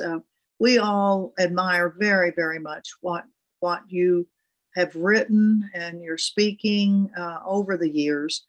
And what has happened that has landed you in the clink is just outrageous. I mean, it just is. We all are just shaking our heads at how these things can occur when someone who's committed no offense, no crime, and through the tortured way that the Scottish government has proceeded with this. I mean, it's worthy of another book for sure. You've got another book right there, a bestseller. Oh man, we'll all buy it. But it's tragically, it's happening not only to you in Scotland, but it's happened here in the United States, where people who have done no criminal actions are being slammed by the government. We have to be ready to really challenge the system, the legal system that has brought you into a prison. It just, it's so stupidly outrageous that, I just shake my head. We all want to wish you the very best under such difficult circumstances of being away from your family and celebrating these very important occasions that normally are family occasions, your birthday. So again, happy birthday. And we look forward next year of being with you in person at some stage in October, so that we can all wish you a happy birthday in person. So signing off from Washington, D.C., it's old Anne Wright, and I'm looking forward to meeting you very, very soon in person. And again, happy birthday. Thank you. And Anne was recording that message from the apartment of Media Benjamin from Code Pink, and Craig, I'm not even drunk. Craig, media sends her love and her solidarity as well. I also have a message from your brother Neil and from Millie, and they say they're thinking of you on your birthday and they think you will soon be home and they're proud of the way you're coping. Over to you next, Robin McAlpine. Hi. Right, okay, I first became aware of Craig through C&D. It was the anti-nuclear movement was the first time that I'd heard of Craig. He was an ambassador who not only knew that nuclear weapons were both pointless and obscene, but he was an ambassador that would actually say that nuclear weapons are useless and obscene. So I kind of knew him before IndieRef through that. But it was really in IndieRef I got to know Craig a bit, and after it, I've got to know him a bit better. And I mean, what do you add to what people have already said? When I was a youngster, a young political activist, perhaps one of the defining moments of my early life was in politics was Nelson Mandela coming out of prison. I mean, and I know this seems like such a long time ago and such a strange comparison in some ways, but I just remember thinking as a youngster, comparative youngster, that there are some people who do the right thing irrespective of what it impacts on them. And I remembered that at the time. And I remembered thinking, is that not something admirable to hold up as a mirror to yourself, to you personally, Robin, and say, can I live up to that? Is that the kind of person I would be in those kind of moments? And I've done that my whole life. I've had people like this who I've looked, who did the right thing and paid a price, knowing they were going to pay a price for doing the right thing and did it anyway. And I've always asked myself throughout, am I that good? Am I that good a person? Am I that strong? Am I that brave? And I would obviously never tell you this in person, Craig, because I'm from the west of Scotland and we don't do emotion. Certainly, we don't admit it. So I'd never say it to you in person, but Craig, you're one of those people for me. You're a person who I've looked at and I've said, Craig is a person who has repeatedly done the right thing, knowing what was coming to him, knowing what would happen, and did it anyway. And I've often thought to myself, could I live up to that? Would I be that good? Would I be that strong? And I don't know the answer yet, because I've been comparatively lucky that it's never really been a choice I've never had to make. But you've made it and you've paid the price. And it's utterly appalling. And I think, other than saying that, for those that don't know, Craig also runs a wonderful music festival. I had an absolute cracking year there with the kids the year just before, and met him with a storm approaching, because it's a Scottish music festival, with a storm approaching, discussing Scottish politics over a drink in a muddy field somewhere in Scotland. And I remember thinking that even at the time, I had worries about whether he would see the next one, whether he would be out to see the next one. And he wouldn't have been if it hadn't been, or the one that would have been this year, he wouldn't have been if it hadn't been for it having to be cancelled because of COVID. And it really kind of hit me that is the threshold which it takes to get you put in prison in Scotland. And that's the last point I just want to make, which is, I was also thinking about this a little bit. I had, we did it, for those that don't know, the Craig Murray Justice Committee did a call with Craig the night before he went into the prison. I couldn't be there on the Sunday, but we did the call at 7:00 at night. And it was strange. I've done meetings before and I've done Zoom meetings before, but I've never sat with a person who's going to jail the next day and looked him in the eye. It was incredibly moving. It was really quite disturbing. And I dreamt about jails that night. And I've thought about it quite a bit since. And one of the things that appalls me, you can't see it from here, but over there I've got a poster from the Red Clydeside. It was a reprint of a Red Clydeside poster. And one of the horrors of Scotland is that we don't even know the history of our own dissidents. People in Red Clydeside, the people who fought for the emergent trade union movement at the turn of the century, a remarkable number of them ended up in prison, and a remarkable number of them were broken in prison at the time. And ever since then, I've really started to realise that there's a remarkable incidence of people ending up in a prison in Scotland who just happen to be troublesome for the powerful in this country. And it's starting to bother me quite deeply. So whatever time I've got left, I'm going to try and do my very best to live up to your experience and your tutelage, Craig, in being that kind of brave person who says, this Scotland isn't good enough for me, it's not good enough for you, and it's not good enough for anybody else. And we can't continue to turn a blind eye to this and wait for the mainstream media 10 years later or 15 years later to look back and say, actually, that wasn't good enough, was it?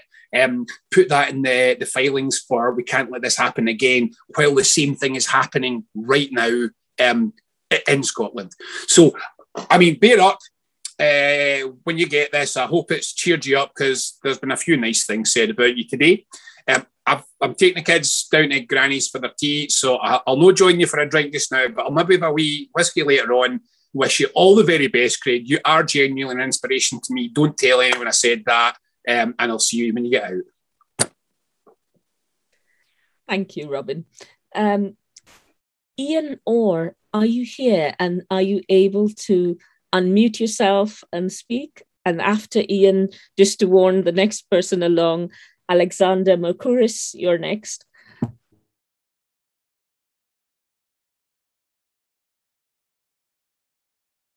Okay, that image seems to be frozen. So I'm just going to go to Alexander, if that's okay. Alex, over to you.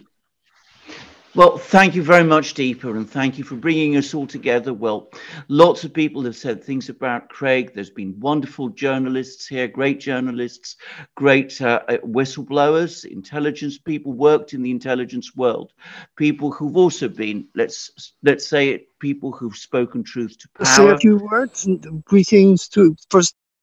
Hello. Yes. And can I, hello, am I being listened yes, to? you're, hello? Sorry, Alex, Yes, I think somebody else got unmuted by mistake. And Ian, if that's you and your phone is stuck, you're next. But Alex, back to you. Okay, so lots of people have said wonderful things, and people who are lawyers, people who are whistleblowers, people who are journalists. And I'm just going to add a few things. Firstly, about journalism. I think Craig Murray is one of the greatest journalists in the world today. And I say that without any hesitation. He has brought courage and clarity to his journalism. And I think one of the things that he has brought to his journalism is the eye of a historian. Craig is a historian as well. He's written brilliant books about people like Alexander Burns. And he gives to his journalism that sense that historians have of explaining why things happen, what the inner workings of things are, so that we come away, we understand from his journalism the things that are going on around us. And that will make his journalism something that will last in the future. When people want to go back and understand what happened today, why things happened as they happened, they will read Craig's writings. They will be a source. They will be a mine of information. They will make people understand what took place today in the world. And the other thing that Craig has, and we're talking a lot about law, the fact that Craig is imprisoned because, of course, he spoke the truth about a court case and how this has caused him great anguish and pain for his family. He also has that tremendous affinity for law. And I say that because law, it seems to me, has always been based on three things. It's based on a quest for truth, a quest for justice, and a belief in liberty. All those three things that Craig has committed himself so passionately to. And if you take away from law truth, justice, and liberty, what you are left with is a cold, remorseless, terrible thing, a thing that is also extremely malleable by those who control law, something that can be twisted and used against people, just as it has been used against Craig today. And not just Craig, because of course this is an extraordinarily cruel thing, but against his family also. And as law, or what is called law, is used against people, dissidents, people in all sorts of countries who are also exposed to its cruelties and its harshness. And Craig would not be the great journalist he is, that person with that affinity for law that I've talked about, that all those things that other people have said, if he was not a person of profound and complete humanity. He has all of those qualities that a wonderful human being needs. He has strength, he has courage, he's utterly fearless. I think it was Annie Matchon who said that he's a tremendous fighter. He has that capacity for kindness, for enjoyment, for fun, a love of life, a fullness and a warmth of personality, which of course is what draws people to him. And contrast that, by the way, with all the sort of schemes and calculations and plots and whatever you like to call it of some of the people whose work he so brilliantly exposes. And all I will say, I will finish by saying that, Craig, you have been inspiration to us. You have been a light in a time of darkness, a time of gathering dark. But it is your warmth, your generosity, your humanity, which for all the suffering that you have experienced, or the suffering your family has experienced, gives us all that strength to carry on and that belief that we will win. Thank you, Craig, for all you have done. And I look forward to embracing you again, my friend, and to sharing that glass of whiskey with you when you're with us once more. Thank you. And I hope that Ian Orr can now unmute himself. I've sent you a request to unmute, Ian, and just to warn Ellen, you're next after that. Thank you. Ian, are you there? Right. I can't hear you, but yeah, we can see you. You can, okay, right. Well, just a very few words. First of all, very happy birthday to Craig, and it will be wonderful when he is able to be back home and celebrating it with all his family and friends. But for the moment, this remote one will have to do, and I will. Looks like we've lost the signal with Ian. I'm going to try and see if that can be restarted. Okay, there appears to be. Ian, just hang on a second. We can't hear you yet. Oh, hello? Yeah, now we can hear you. Please go again. Oh, that better. But what I want to say was that the values that Craig has shown in his life of truthfulness and respect for human dignity are crucial in 3 areas in which he has been involved. First of all, he's been involved as a diplomat, and having been a fellow member of the Foreign Office with Craig, that's a part of his life that was incredibly important. And one of the things that he did so well was reporting. And that's something that it carried on and was shared in his reporting of the Julian Assange case and then of the Alex Salmond case. But also reporting within the legal constraints. And the thing that is quite extraordinary is that Craig is supposedly, the reason for him being in prison is his having disclosed the names or being responsible for being possible to disclose the names of those who had accused Alex Salmond of various forms of sexual misconduct. And yet that was not what Craig either did or ever intended to do. So the whole concept of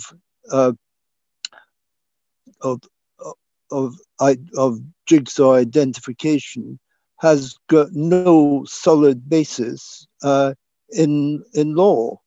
And that is something which one must hope will eventually come under the scrutiny that very sadly the Supreme Court was unwilling to do. But I think what I would most like people to admire Craig for is the accuracy of his reporting.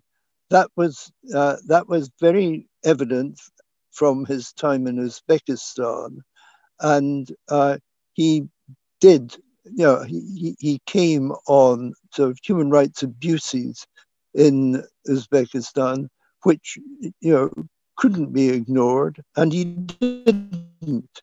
He spoke up and he used his own reporting lines in the Foreign Office to make people within the Foreign Office aware of that. Sadly, in the result was that pressure at a political level from the United States on Tony Blair and Jack Straw meant that Craig was removed from his post unjustly, as was recognized.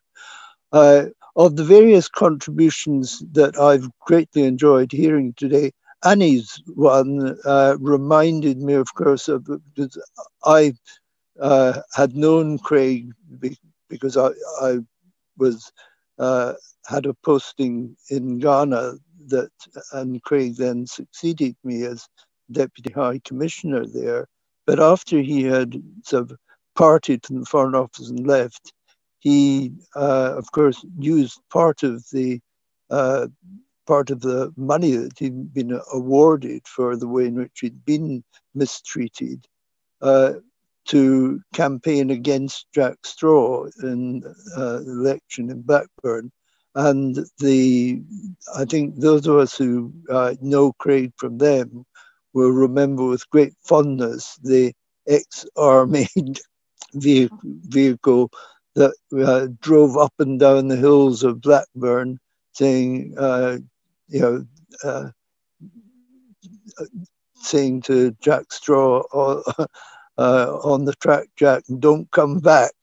Sadly, Jack Straw did come back, but Craig is soon going to be back with us, and let's hope that he will be able, from his suffering in prison, to gain greater support for the truth-telling that is the great contribution that he's made to diplomacy and to journalism, and eventually, one would hope, to changes in the law.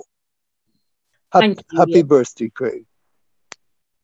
Thank you very much, Ian. And Ian, of course, you've campaigned with Craig in relation to the Chagos Islands. So Craig, I'm sure, will be very grateful that you've made the time to join us today.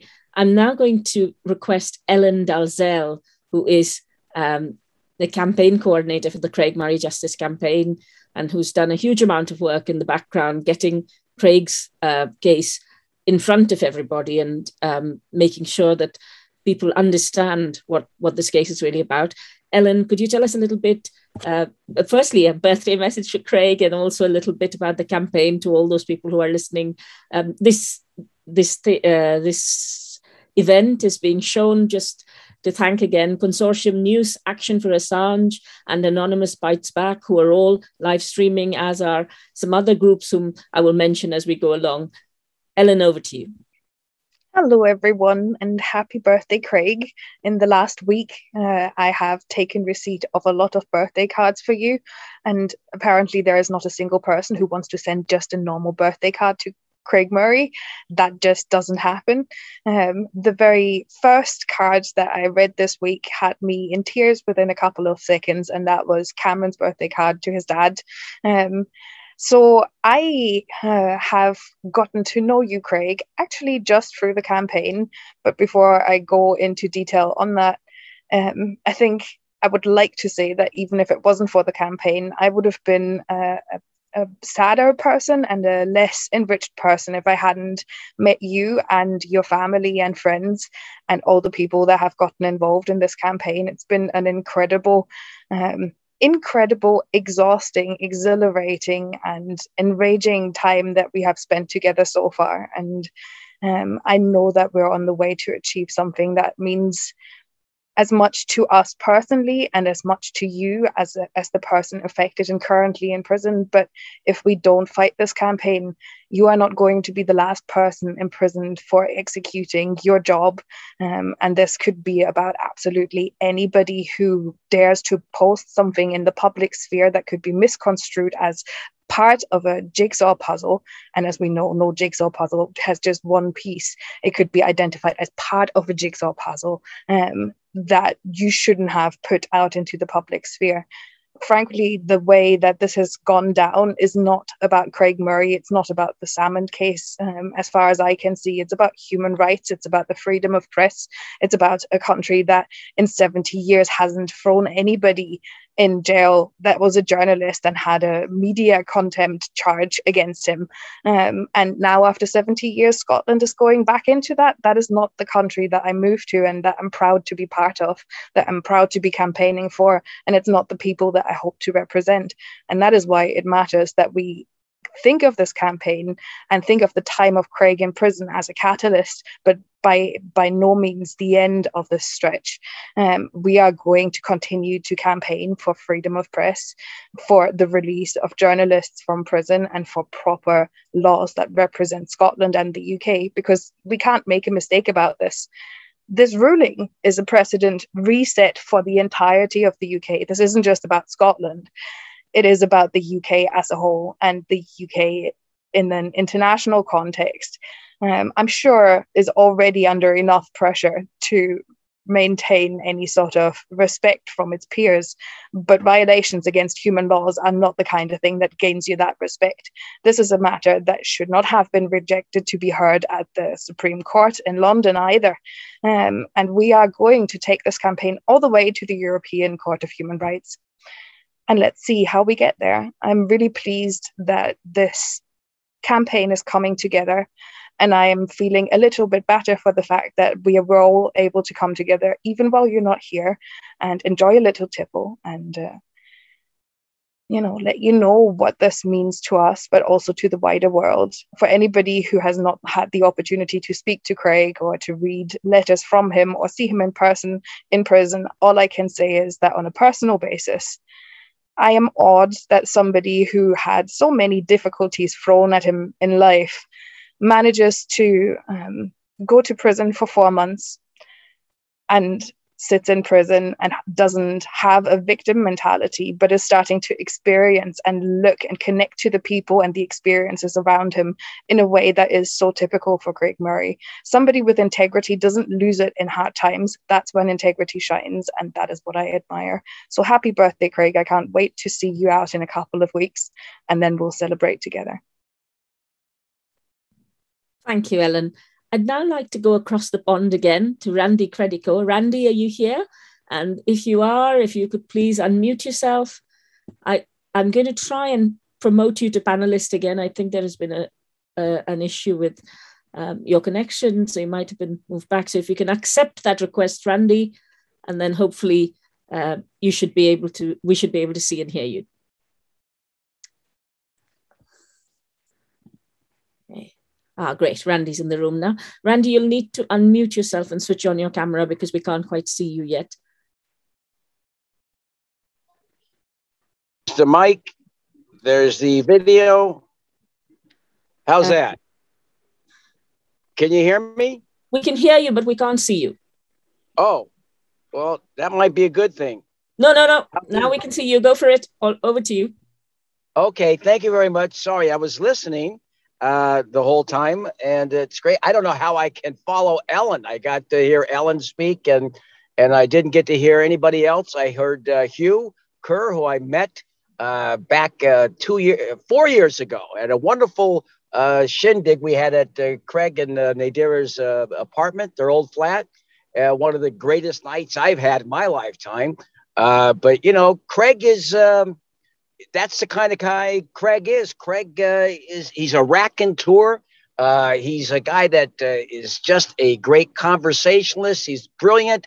I can't add really everything that Ellen just said is absolutely what I would have tried to say, but I don't have the command of the language like she does. You know, last night we had a event here in Washington, D.C. I'm sitting in the car right now, keeping the phone charged, and he got a standing ovation. I mentioned Craig Murray. We sang happy birthday to Craig. He got, like I said, a standing ovation, a elongated one, because everybody knows the contribution he has made, not to just Julian Assange, but you look at the exposure of, because of Craig, of the torture in Uzbekistan, all of the stuff that he fought for when he was a diplomat in Western Africa. You know, the book, Sikander Burns, what that opened up my eyes to a whole other you know, part of Scottish history. And that Scottish history, and I think about, you know, going to that graveyard nearby that Craig goes and he thinks, that cemetery where I think Walter Scott or I forgot who was buried there, maybe Robert Burns, but Adam Smith. And he showed me around. There was a place where he just thought in there. And I'm thinking about all those great writers, Carlyle maybe. And Craig is part of that heritage. And what they've done, what Lord Dorian has done, is really put a blight on my thoughts about the history of this great country, Scotland, with this great education system before they merged. What was it? Union of Parliaments and all of that. They already had a great education system. Craig is part of that heritage, and it's like representative of it. And Lady Dorian, what a great lady, huh? Has kind of undermined my feelings about Scotland, that this could happen right now at this juncture in history. But as far as Craig goes, on a personal note, I love the guy. Absolutely love and adore him. I think he's brilliant. I was there at Balmoral when he would sit through for 8 hours and take these little notes maybe. And then that night he'd go out and have dinner, maybe a glass of ale, get like 2 hours sleep. And then he'd write these 6,000 word, like Nicholas Nickleby sized dispatches and edit them himself and put them out, and then show up in the queue at 6 a.m. It was the most incredible thing I'd ever seen. And he was like, Craig has been for Assange what Zola was for Dreyfus. And he's been taken out of that kind of passion, that kind of eloquence and commitment. It's on par or even surpasses it. And so right now on the 27th and 28th, Craig right now would like to be there. And the whole world would like Craig, because nobody give you the feel of the atmosphere of what goes on inside these hearings. The first two that he wrote so brilliantly on, and the one that's coming up. They don't want him there either. They found a reason to stuff him away. I mean, he's being persecuted. This bogus charge, being jigsaw, being stuffed away. We don't have him on the 27th and 28th. And you know what? That is an irreplaceable element to the exposure of what's happening to Julian Assange. All right. And what's happening? So we got two cases going on at the same time, two persecutions. I know he was on my radio show 5 years ago, and he had just gotten out of the hospital. He talked about his illness. He had a blood transfusion. He was sick then. He had heart problems. To put him in this prison is really a scandal. And like I said, I don't know what else to say except for I miss him dearly. You know, he was bedrock of my radio show for the last 5 years. I had him on like 20 times. And he got me Hugh Kerr. Like I said, another great thing. I had Hugh on for an hour talking about opera. It was so educational to have Hugh talk about opera. We had the various versions of Va Pensero from Nobuku. And of course, I couldn't stomp him on anything. And it was Craig that said, you should do the radio show. And then the next day he said, you know what, that went better than I thought it would. And then Nadira, the Plav, he talked about Plav and all, and it was almost to the point where it was hilarious in the book Murder at Samarkand, him talking about Plav all the way through. And then when I was there, and I licked the bowl. That's how good it was, Nadira. I know I'm just ranting on here because I don't know what else to say except for you're going to have a birthday. You're going to love this. Got a standing ovation. Everybody loves Craig. And we hope to see you real soon, Craig. So stay healthy and, and other cliches, but we'll see you soon. We hope, right? Thank you very much, Randy. And I know you've been ill and I know you've been traveling. So I'm really grateful that you actually made it. Look where I am. I'm inside of a car. I'm charging the phone. All right. Thank you. Thank you so much. And everybody outside. All right. Thank you. Thank you. You want to cut me out of here now? Yeah, I'm going to do.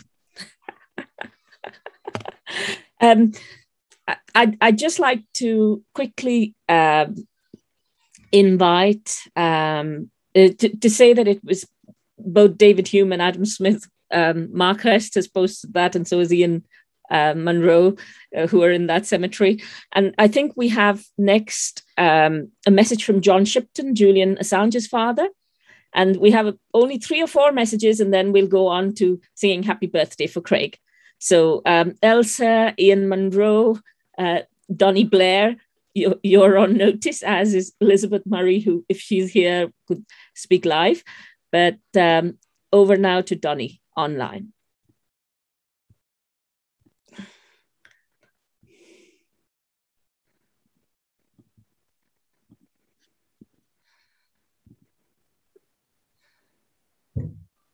Hi, Craig. Donnie Blair here. Sorry, we can't be with you today. We're actually down in London visiting Charlie's elder sisters, but we are thinking of you on your birthday. I've got fond memories of the time you were working in the British Embassy in Warsaw, and I was busy setting up Johnny Walker as a company over there, and the good evenings we had in Ollie's Irish pub, and the many drams that we took of single malts, which I know is a vice of yours and also a vice of mine. I'm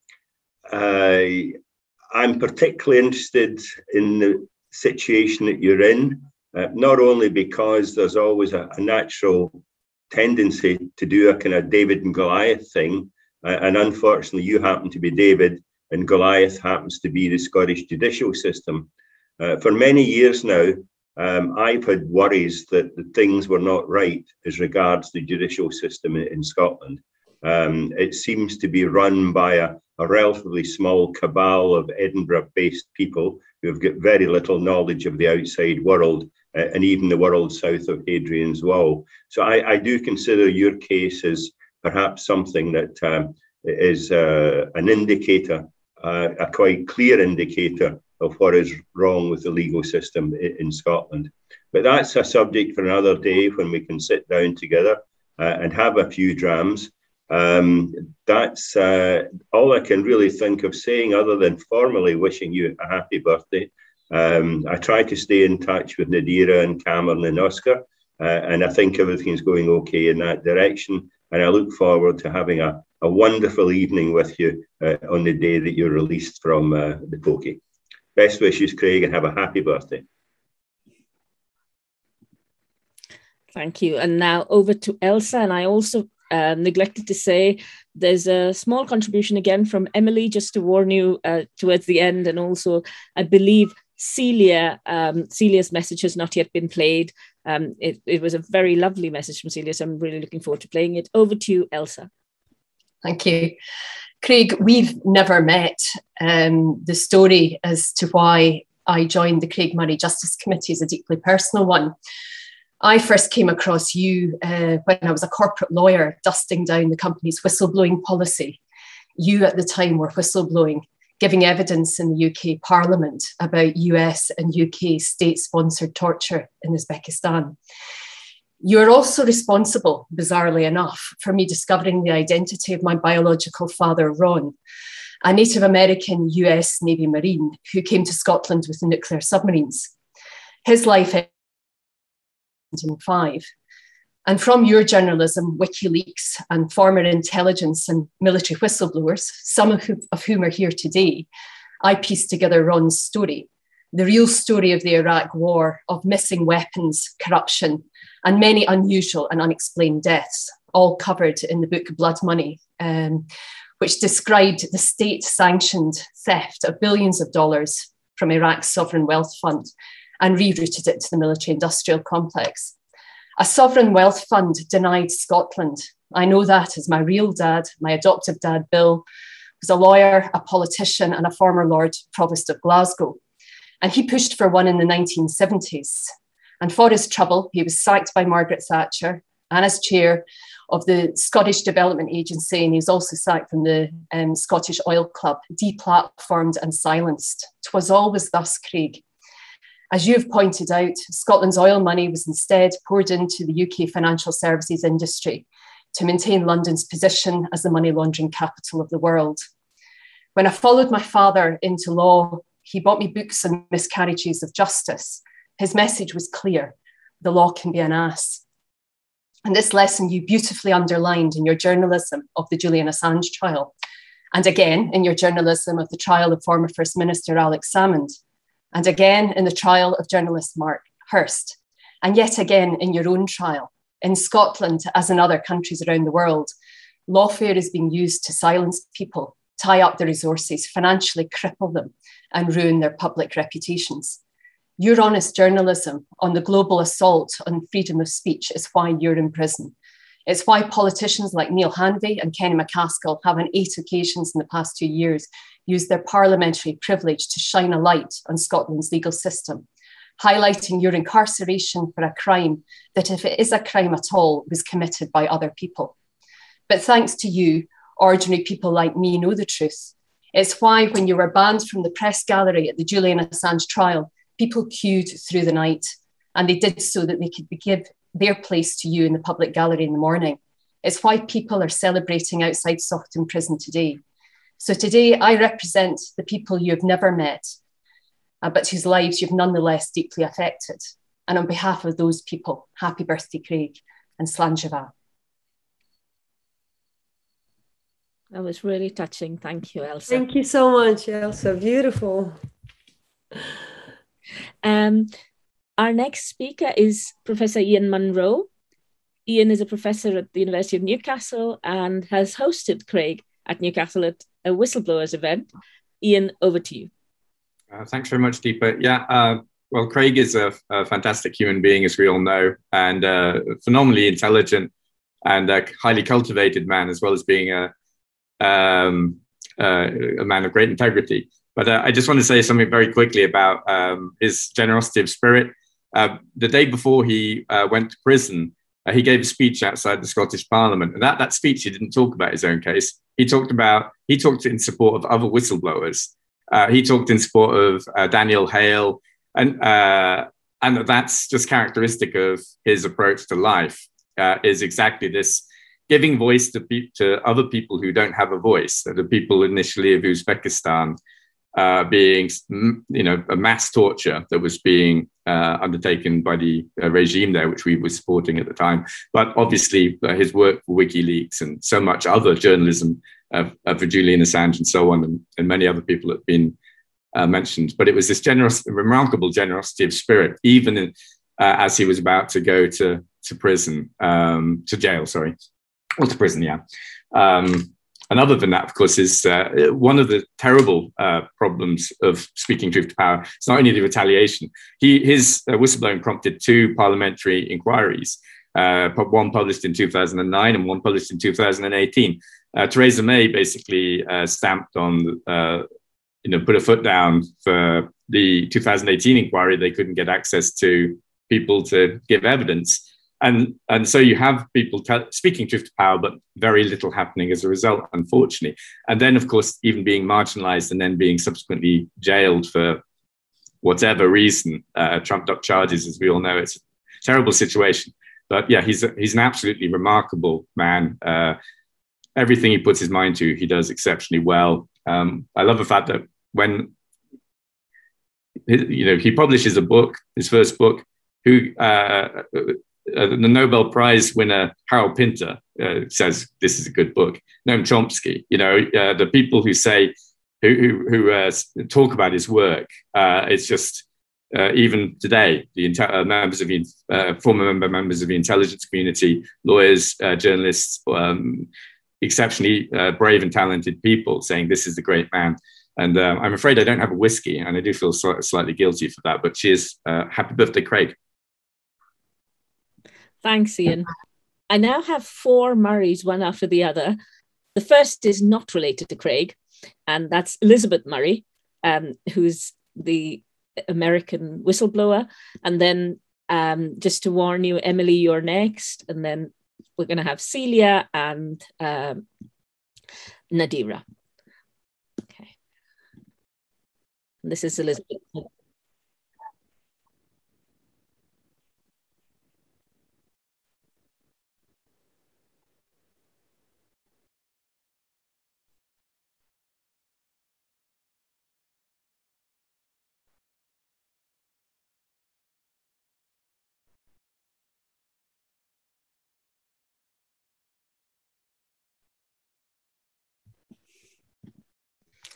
Thanks. Emily, I believe you wanted to add something to what you'd said earlier. Please, you're next. You might need to unmute yourself again. Thank you. Can you hear me now? Yes, thank you. Okay, I'm so sorry. But thank you everyone who's come along to say something really nice. Like, obviously, I felt very heartened by what people have had to say. And I guess I want to reiterate what a lot of people have said, which is that I don't think this whole situation is about left or right or what you believe. I think that it's incredibly important that we all have the right to say what we feel. And I believe in freedom of speech, absolutely. And I would like to speak as a millennial. I'm in my late 20s, and I know the backlash of people looking at clickbait and things like, when Lady Dorian says Craig Murray relished in revealing the identities of people in this case. And actually, it infuriates me because if you do the slightest amount of research on my dad, you know that he is a human rights activist. He does care about women. He cares about all this stuff. But, I did an MA in media and communication. I did an MA in film and TV. If it wasn't for my dad, actually, I know that I recognize that I'm a very privileged person in this economy because my dad actually landed me a short period of time working with RT, Russia Today, UK. And it really did, what he's given me is a really broad perspective of all of this stuff. And actually, you know what, there is so much polarization in social media and so much Craig Murray relished in this and that. And actually what it could actually take is if people weren't so lazy, they could actually have a look and see it who this person is rather than what they think this person is just from one click or from one quote. And I think it's absolutely fucked up how Facebook markets us, how Twitter markets us, all of this. And it really has made me actually question if I have actually ever done enough research into what I'm looking for, what I'm complaining about. Thank you for sharing that, Emily. Thank you very much. Thank you. Thank you. And our next speaker is Celia Murray.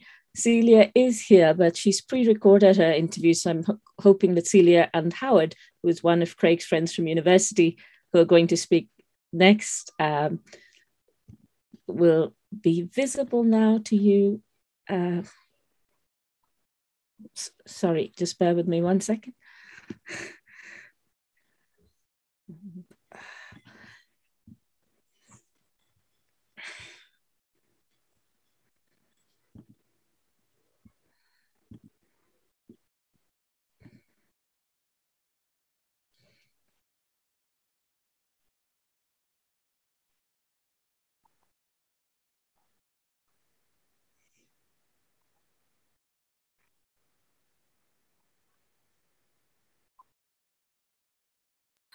even last year, I would think that they were completely mad. I really, really, really hope that you're bearing up on your special day and that you're managing to keep your chin up. Because I know things can't be that easy to have a birthday on in this way. I was thinking about birthdays from the past the other day, and I was thinking about how good Mum and Nan used to be at doing our birthdays, and about how we always used to have little parties and jelly and party games. And I think that when you get home, you should organise yourself something like that. Something nice and light-hearted. It would be lovely. Really, really looking forward to seeing you and to be able to wish you a happy birthday in person. And in the meantime, I really am thinking about you a lot and sending you a lot of love. Lots of follow that. Morning, all beans. As you can see, I'm in traditional student dress, full slob mode this morning. I've been up and doing some work and looking at some pictures of Doon from 2018, in which you were making guest appearances, carrying beer around and watching music. So it's odd to turn up now and say good morning and happy birthday. But we will. We're hoping to get up there at the beginning of November and come and visit you in person. So that's the plan. Everything else being equal, and we still think that's a possibility. So we'll try and get you then, and of course once they release you, we'll come and see you as soon as possible after that. Again, everything else being equal, but again, happy birthday. I hope you're looking forward to actually getting out and getting a decent whiskey, which I might try and bring up when we come up in December, although I think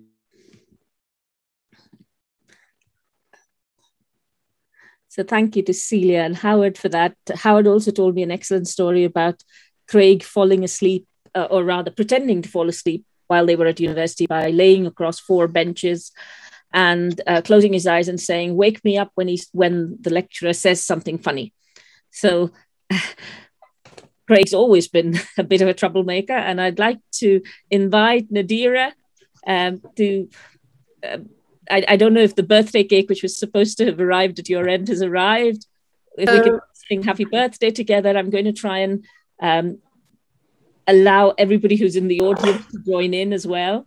So I'm going to put it to talk for everybody. So if you would like to, you can. That's 36. Huh? Is it 36? Sorry. Good. Although he would have I'm said... sure Craig would really be loving this occasion. That is exactly what he wanted us to celebrate, his 36th birthday. I think I must be dyslexic, or I can't see from here. Is it now okay? Oh yes, it's okay now. Yeah, you know what? It probably got wrong in the reflection of the camera. It's okay. It's, let me see. It's 3 is like this, no? No. Yeah. Okay. Fine. 63. Okay. It says so 63 now. I'm sleeping. So I'm going to be on my own, and so we're going to sing a song. Happy birthday to you. Happy birthday to you. Happy birthday, dear. Happy birthday to you. Hooray! Hooray! Hooray! And for those in Ghana, they sing, "How old are you now? How old are you now?" And Dad hated that when we lived in Ghana. He would always be like, 25. Well, that would good. That's good. 36. How old are you now? 36. Yeah. Good old Craig. Well, thank you so much. That was really good, sweet. Deepa, you did a fantastic job, and everyone else. Thank you for organizing all. Ellen, Elsa, everybody. You know, we are so lucky having a committee like you guys, so caring and friendly, and that made you know, children, especially Cameron, is because, you know, he's strong because of you guys and how you talk and what is going on, and me too, you know, with the baby. And it was easy for me to just you know, I've been going through this postpartum and with hormones and things, and so I'm really lucky having all of you and having your support. And it's just, you guys are so wonderful. Thank you so much. So many people, so many supporters behind Craig, and I don't feel lonely. I feel we are all together in this. Yeah, I mean, I'm sorry. Thank you very much. It's very hard for me to say, because what I want to say more than thank you, but I'm limited with just the word thank you. And we need more words in the English language. I don't know. Maybe I thought it's my English language that I'm not very good. My vocabulary is not very good. In Eskimo, we're getting my korma. And I know exactly what you mean. Don't worry. Yeah. The heart is bigger than language. Thank you. Thank you, everyone. And I've tried to promote everybody who was in the attendee room back to the main room. So you might have received a request from me to be a panelist. I'm going to stop the recording now so that people can, who don't wish to be seen publicly, can come into the main room. And if you would like to speak and say anything about Craig, please feel free to. I beg your pardon? But it's still recording. Yeah, we're going to stop recording just now. Thank you. Stop recording.